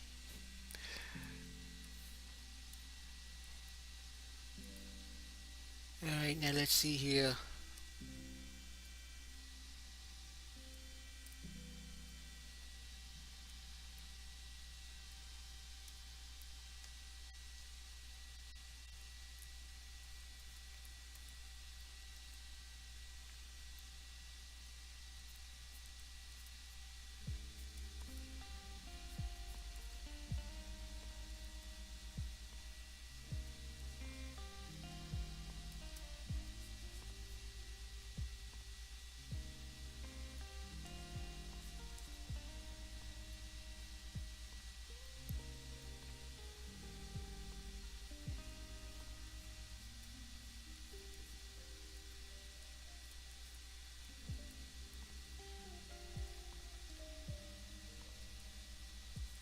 Okay, gotta add his facial, his little beard here because he looks weird without that beard.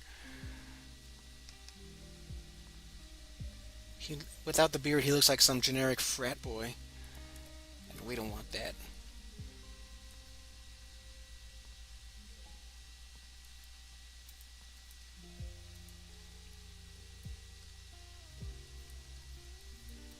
Okay, I have retimed. Let's see if that helps. Awesome. Welcome back.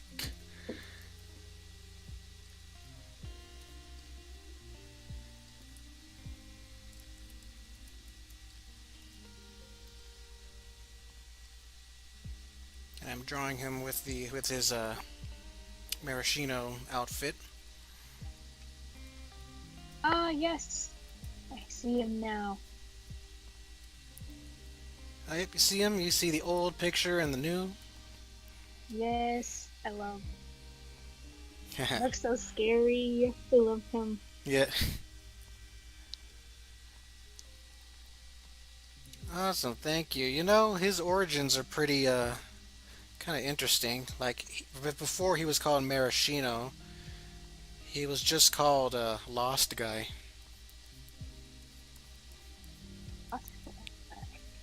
Yeah, Lost Guy. And he was just one of the executives of Team Starhammer.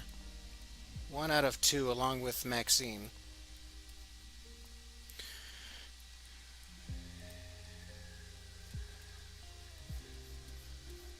But, things changed. I decided to, raise his rank a bit. Just so he can be a lot more intimidating to the other members. Yeah, his glare is like, I'm scared of him. I love it though. Like, oh yeah, it's definitely. I want his glare to be so scary, like it can scare rabid dogs to leave him alone.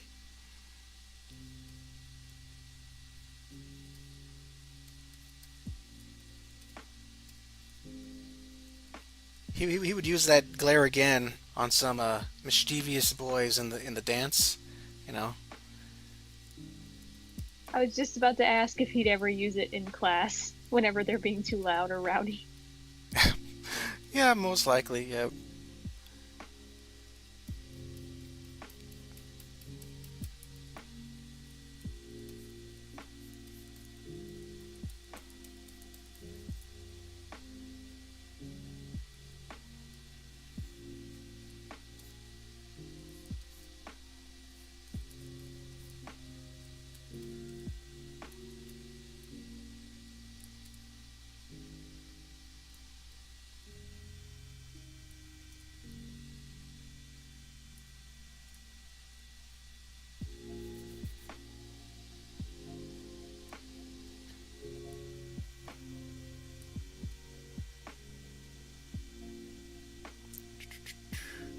Now it's time to ink.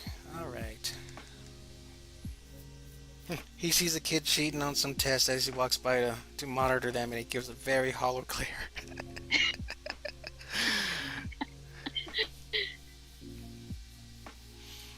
Oh man, Jacob's stare. If he stares at a kid, he would make them confess every little secret they have. Jacob, they're kids, you don't have to go like, oh, like mob boss on them, right?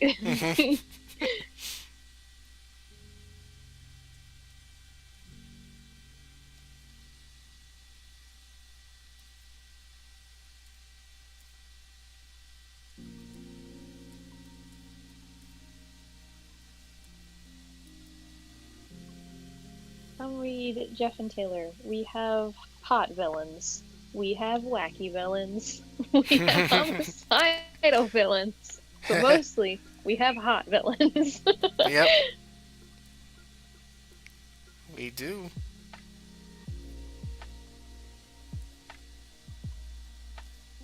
Oh my god. I got scared just reading that. The see me after class. Oh, yep. No. That activated my fight or flight response.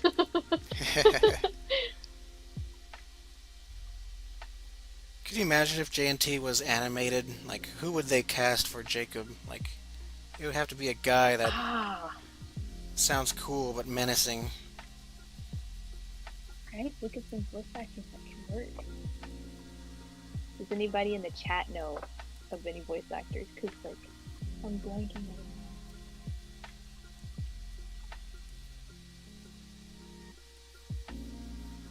Keith David. That's all I'm thinking.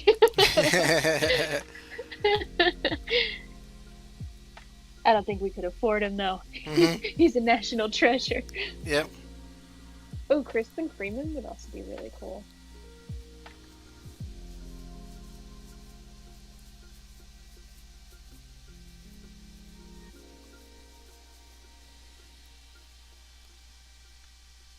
Honestly, Matthew Mercer might be really cool. Oh yeah, Matthew Mercer. Yeah, he voices Leon Kennedy. Mm, I didn't know that. I just know him as like McCree and from Incredible Role. Hmm.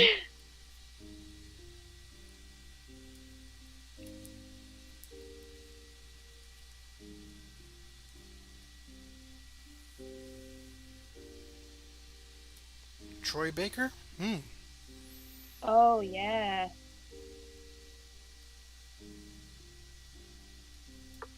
He's got the range. He can be like fun playboy, but also like gritty villain. So he definitely has the range. He has the range. Hmm.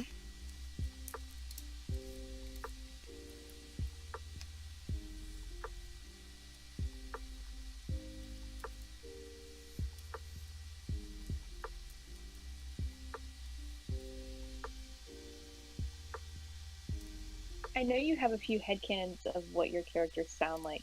Do Hmm. you like do you imagine them with that voice when you're making them or does it come to you later? Because I've always had a problem trying to figure out what my characters sound like.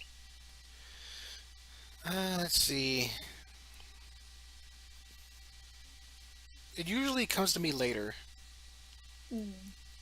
but when I first made, let's see, a David, I always imagined him to sound like Carl from Aqua Teen Hunger Force. Yeah. If I can bring up a clip of Carl, and just, this is so like David too. Like, if David were to try to console somebody after losing a loved one, he would do this or something. Whoops. Here. It's a fruit roll-up. I was gonna make you a casserole for your loss, but I didn't. I hope you heard that. I think it was a bit too quiet. There's a little bit of a delay, but I'm listening to the stream.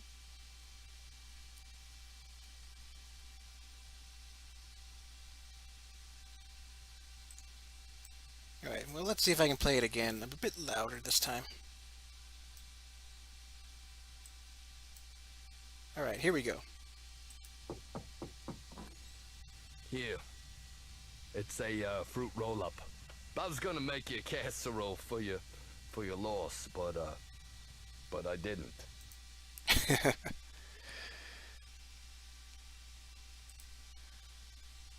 Yep, that's David right there.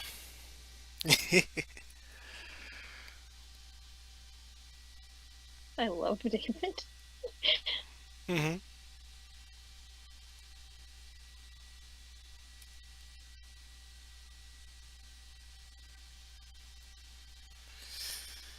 Yeah, I've always had trouble trying to nail down a voice for like any of my characters. Mostly it's just because I don't think about it that much. Hmm. Yeah, some characters are hard though for me. Like Kim, it's hard to think of a voice for her.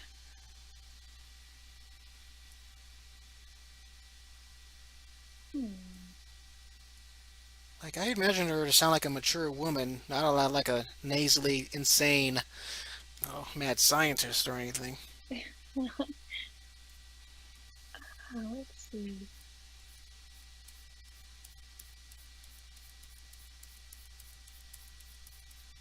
Laura Bailey's always a safe go-to. Um, Oh yeah, but I imagine Laura Bailey to voice Blue. ah, yes, yes, that's perfect. Never mind what I said. Yep. Or she can voice both. She has the range. Uh huh. I think she just won a BAFTA for The Last of Us too. Uh huh. Nice. Yeah, I felt so bad for her with like all the Abby hate Uh and then huh. people sending her like death threats Oh yeah, and threatening her newborn. I'm like, y'all, dude, it's a no. video game. It's a video game. I know that's messed up. Especially threatening the newborn too. Like she has nothing to do with the story at all. Right. She didn't write anything. All she did was, I mean, acting is a real job, but like, she just acted. Uh huh. Abby's not real. Like, I know it's sad that what links fandoms would go to just to harass a person. hmm that's why I just don't do fandom stuff anymore. I'm not interested in it. Like, people get crazy. Hmm.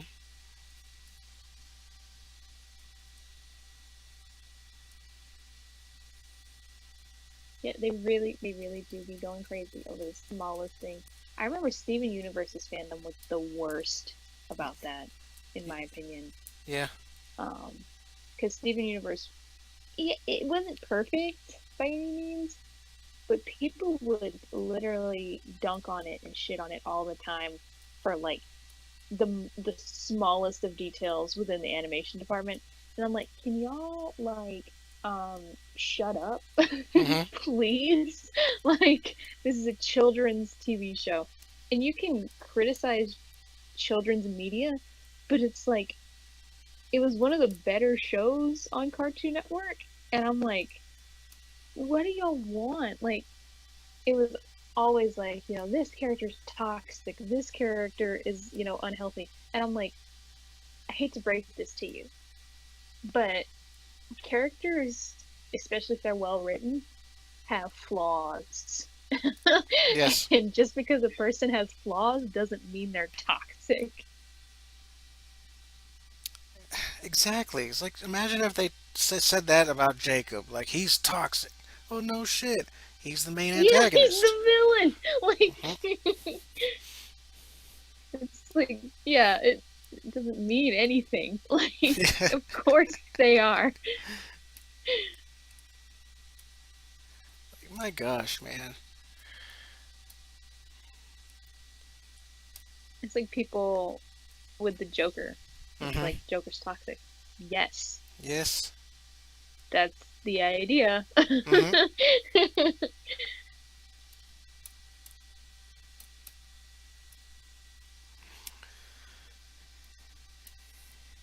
And it's crazy. But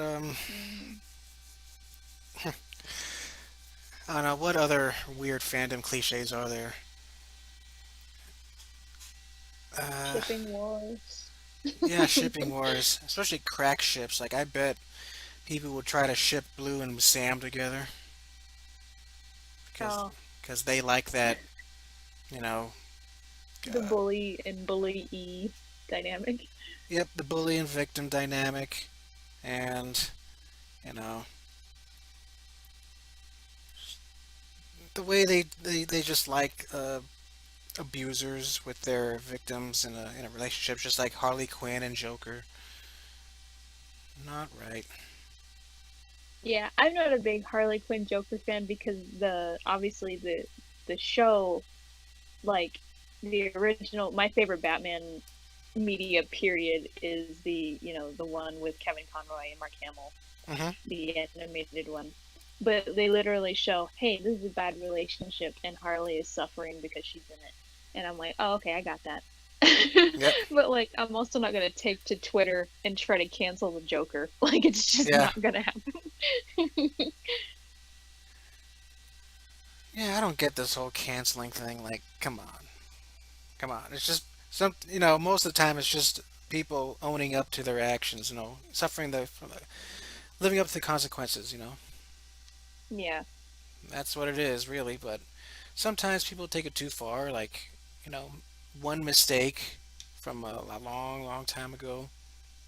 No, you can't be mad at a person. Yeah. We've all done You can't stu. hold it on someone forever. Yeah, you're right. We've all done stupid stuff. Hmm. And I think that cancel culture has the potential to be used for good. In cases of like, content creators taking advantage of underage fans, or like what happened with Ryan Haywood of Rooster Teeth a few months back. Um, Hmm. Not only did cancel culture get him, the company Rooster Teeth completely just blotted him out of the community and of the company and fired him. And I'm like, see, I get how that works because I think that was a good decision on everybody's part. But like, whenever someone posts an opinion on Twitter about like, you know, stuff that doesn't matter, and you try to cancel them over it, Hmm. it's like you're kind of devaluing the argument. Like, it makes people take that thing less seriously because you're raising the alarm to things that don't really matter. Yeah, that's just adding fuel to the fire with people who really don't, you know, give a shit about your interests or something. Like right wing media people, Fox Mm, News. They just use that narrative to make themselves look good. You know, hmm. just like with the whole Dr. Seuss thing. The Dr. Seuss estate just decided not to publish six books that are not popular in the first place, that nobody's ever heard of before. Because it has some racist depictions of Asians in it. You know, and Oh wow. yeah, the people who own Dr. Seuss decided not to publish those anymore. But then you got conservatives and people in Fox News saying that the Democrats, they are canceling Dr. Seuss. No more green eggs and ham. No more um, Cat in a Hat. No more Grinch. Even though those weren't the problems. My gosh. Yeah. And because they speak so loudly, people are willing to listen to them, even though they're lying through their teeth. Which is why I appreciate guys like Jacob here, who knows he's doing bad, but he doesn't have to yell, to get a point across. Yeah. Like, that's the thing. Hmm. Is people will believe what they want to believe. Like, everybody kept saying stuff about Dr. Seuss, like, do you hear they're canceling Dr. Seuss? And I'm like, what are you even talking about? Do you even know what you're saying? Because I knew nothing about it. They just sounded like a crazy person. Hmm. Like, um, but you did say something interesting, and it kind of reminds me of Jacob, Yep. of like, have you ever seen The Devil Wears Prada with Meryl Streep? I've heard of it. It's really good. Um, Even if you're really not that into fashion, you can still kind of enjoy it for the story. But Meryl Streep's character um, is like the dragon lady. Like any room she walks into, she immediately like commands it, and she doesn't even try to. Hmm. Um, and she said the way she did that was she watched a bunch of like Clint Eastwood movies, and he never talked really loud. He would always like talk kind of, even and soft, so that whenever someone was talking to him, they had to like lean in to hear him. So it was like he automatically owned that conversation. So she would just be like very blasé about the things she was saying, or very dismissive. And I can get that. I can kind of get that vibe from Jacob too. I feel like he walks in and he doesn't even have to say anything. He's just like, there, it's his room now. Like, Hmm. Exactly. He's just like that. And he just gave me a good idea. He talks softly, and then this one loud douchebag, you know, um, yells at him. He says, "Come," Jacob says, "Come closer," you know, and then the douchebag is like afraid because he might, Jacob might, punch him in the throat. Yeah, he's like, "Hey, you don't have to yell so loud. Hmm. Come here." Like, I can hear you better from over here. Hmm.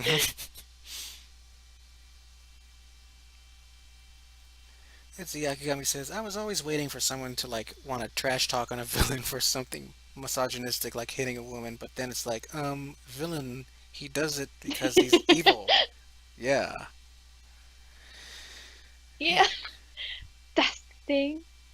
Is like that it annoys me in media when like you have a villain who has like killed people before and like a woman shows up and he's like, I'm not fighting you, you're a lady. And I'm like, Hmm. weird place to put honor, I guess, but okay. Yeah.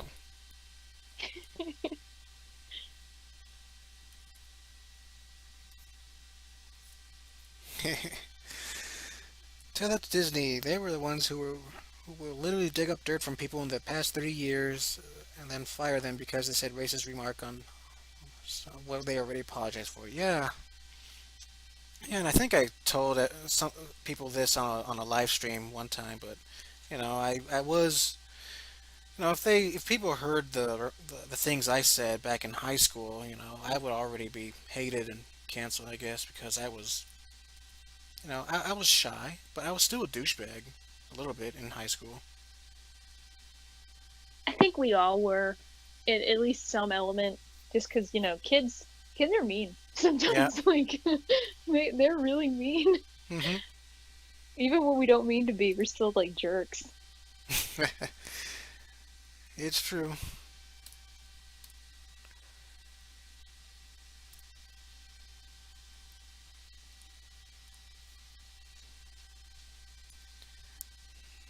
Da-da-da, da-da.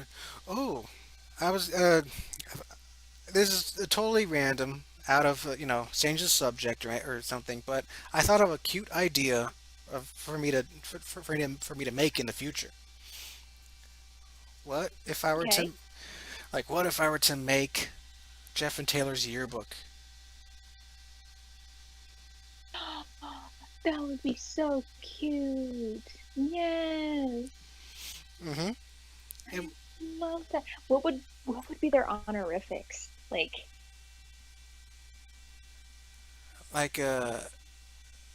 Like most likely to, or oh class clown.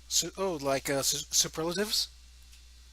Yeah, oh yeah, honorific, sorry. I don't know why I said honorific. Yeah, Superlatives. I know what you mean, but usually that's a high school thing. But if they were to have that, definitely they would put most popular with Bobby Ambler, Of or course. let's say Mr. Somerville Junior High would be Bobby Ambler. Yeah. Yeah. The king. Hmm. Don't know who the queen would be though, but that'd be awesome. Jeff and Taylor, they don't get any, no superlatives. Oh, they're not even. Oh, poor guy. Yep. Cassidy would. That's okay. We love them. Yep. They know what they accomplished. They don't need an award. That's their big lesson at the end of the series. We don't need an We award. don't need an award. I mean, look at the things that they've done for other people throughout this series. Like they saved Ghost Girl. That's one thing. You know. They they freed. Helped Blue. Yeah, they helped Blue, and they freed an innocent island from a crazy guy. you know.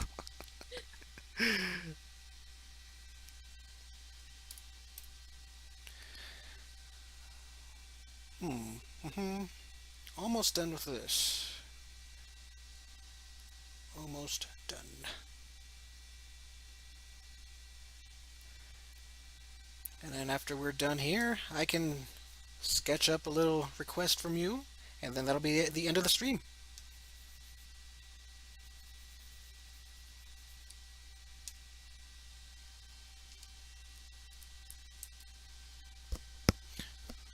Oh, are you still there?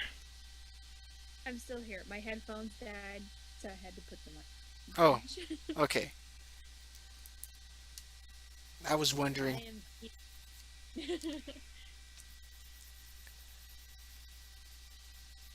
Yeah, you're muted a little bit. I Is it better now? I can hear you. I don't know if the chat can hear you though. Can you guys Oh. hear Summer well? Hi, hello. Can thou hear me?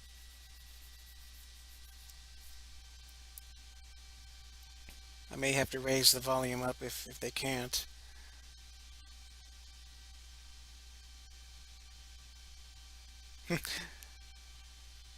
Okay, good. Akagami can hear you. Yay, excellent. That'd be funny if Taylor was voted most likely president. That would be funny. He would make a great president. Yep. Very empathetic towards others. That's Taylor.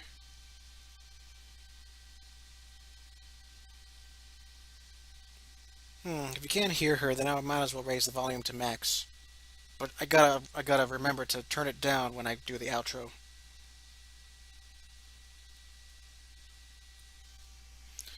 All right. Can you? Oops. Can you talk some more? Can you hear me now? Well, you're fading a bit on my end.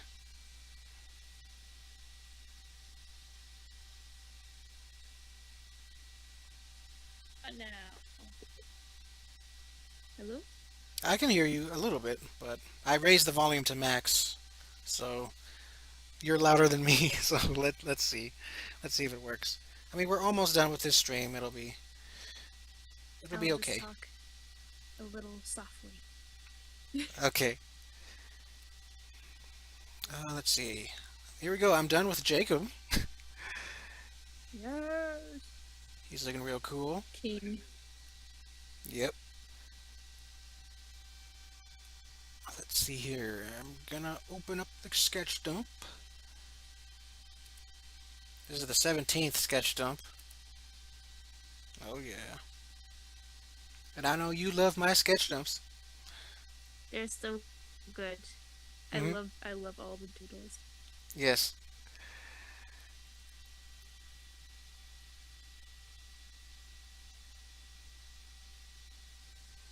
Ah yes, here we go. Perfect. All right. So I can draw any quick request for you, you know, before the end of the stream. That's a little something I do for my guests. Okay. All right. So, have you heard of the new like lip bite trend going on TikTok? Oh, no? Okay. So it's basically you have a guy who's like it's supposed to be like fake sexy, but you have a guy who's like biting their lip and their eyebrows are raised up and their eyes are squinted. Hmm. I'd love to see either David or Jacob doing that expression, and they don't know which one to choose. Oh, man. I know. Let me see if I can find a picture, like an example of it, real quick, and I'll send it to you. um,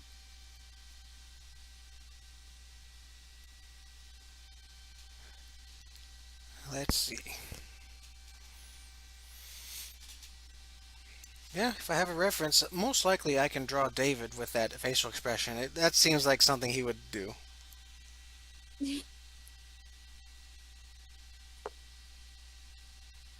no, that's giving me like Lin Manuel Miranda from recently. I don't want. Hmm.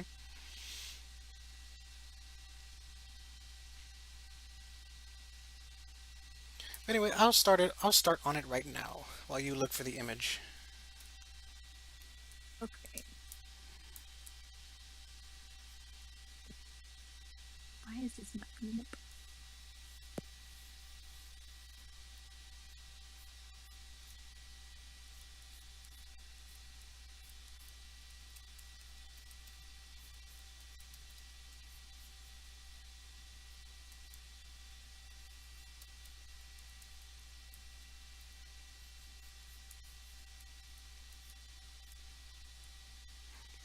Oops. No, not that. Okay.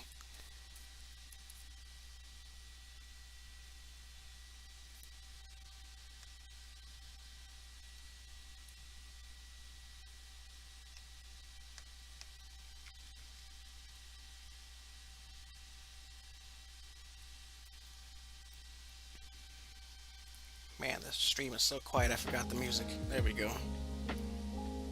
Super quiet. Um,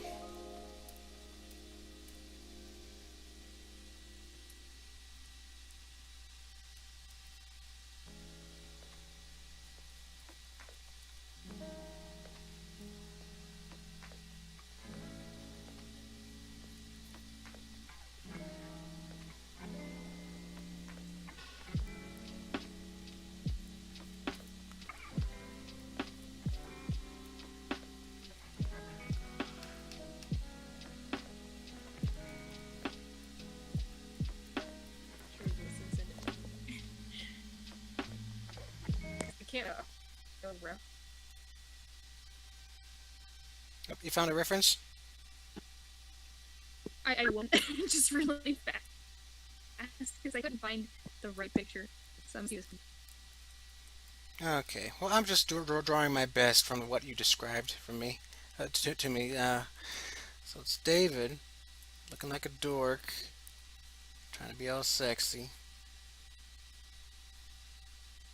Just another day in the life of Dave. Yep.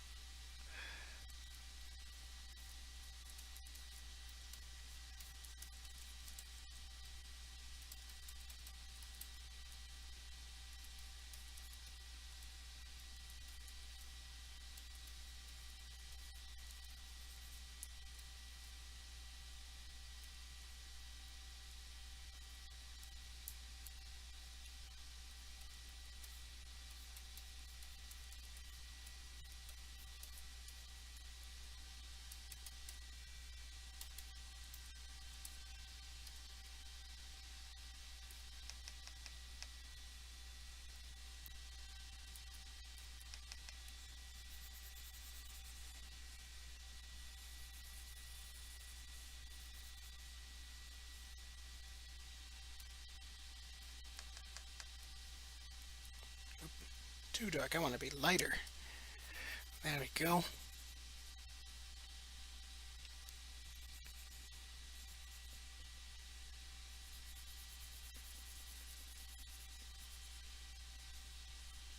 Yeah, here we go. This is the same look David, gives off when he's trying to impress the MILFs. I call this move the MILF Magnet 9000. Uh-huh. I gotta write that down. Hold on.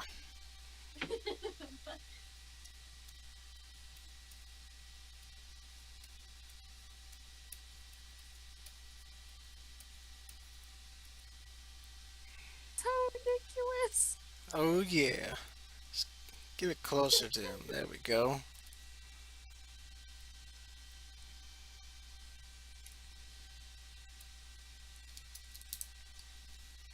Yeah, David looks so cool. I'm gonna put him right next to Ashley. You know, she's dressed as Lady D from the upcoming Resident Evil game. Oh, excellent.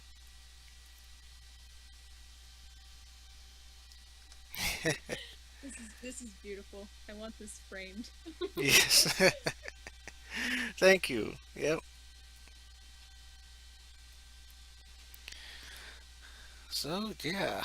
Let's find the image, save. Thank you for that addition to the sketch dump. Thanks for putting it in there. Hmm. And that is it. That's it for this stream. Thank you so much, Summer, for being a guest on this stream here. Hey, thank you very much for inviting me. I had a lot of fun. Yes, I had fun too. We all had fun, didn't we, chat? Didn't we chat? Yep, I know my guys, Jeff and Taylor, the plushies, Cactuan, the three Squirtles I have here.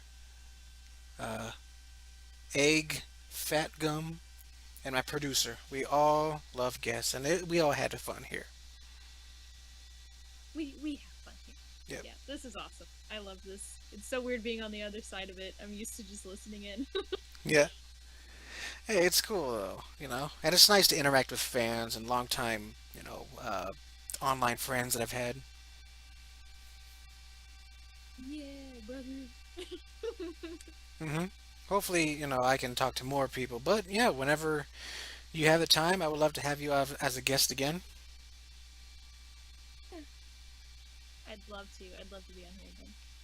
hmm I So, can't wait to hear all the other guests that you will bring on as well. oh yeah, it'll be fun. All right, guys. So that's it for this stream. Let's see, Summer. Just we'll we'll say goodbye to each other after the outro and everything. Just you can Yeah. mute yourself, during the outros because it'll be loud. I'd better turn on or lower the volume here. So Good reminder. yeah, Alright, I am now muting. Goodbye, everyone. Good night. awesome. So yeah, that's it for this stream. I'll see you guys in another video tomorrow for Kim's character description video. So there you have it, guys. Thank you guys so much for being awesome, and stay classy, stay yourself, be yourself. All right, guys. JFM out. I love you guys. Hope you have a wonderful night. Goodbye.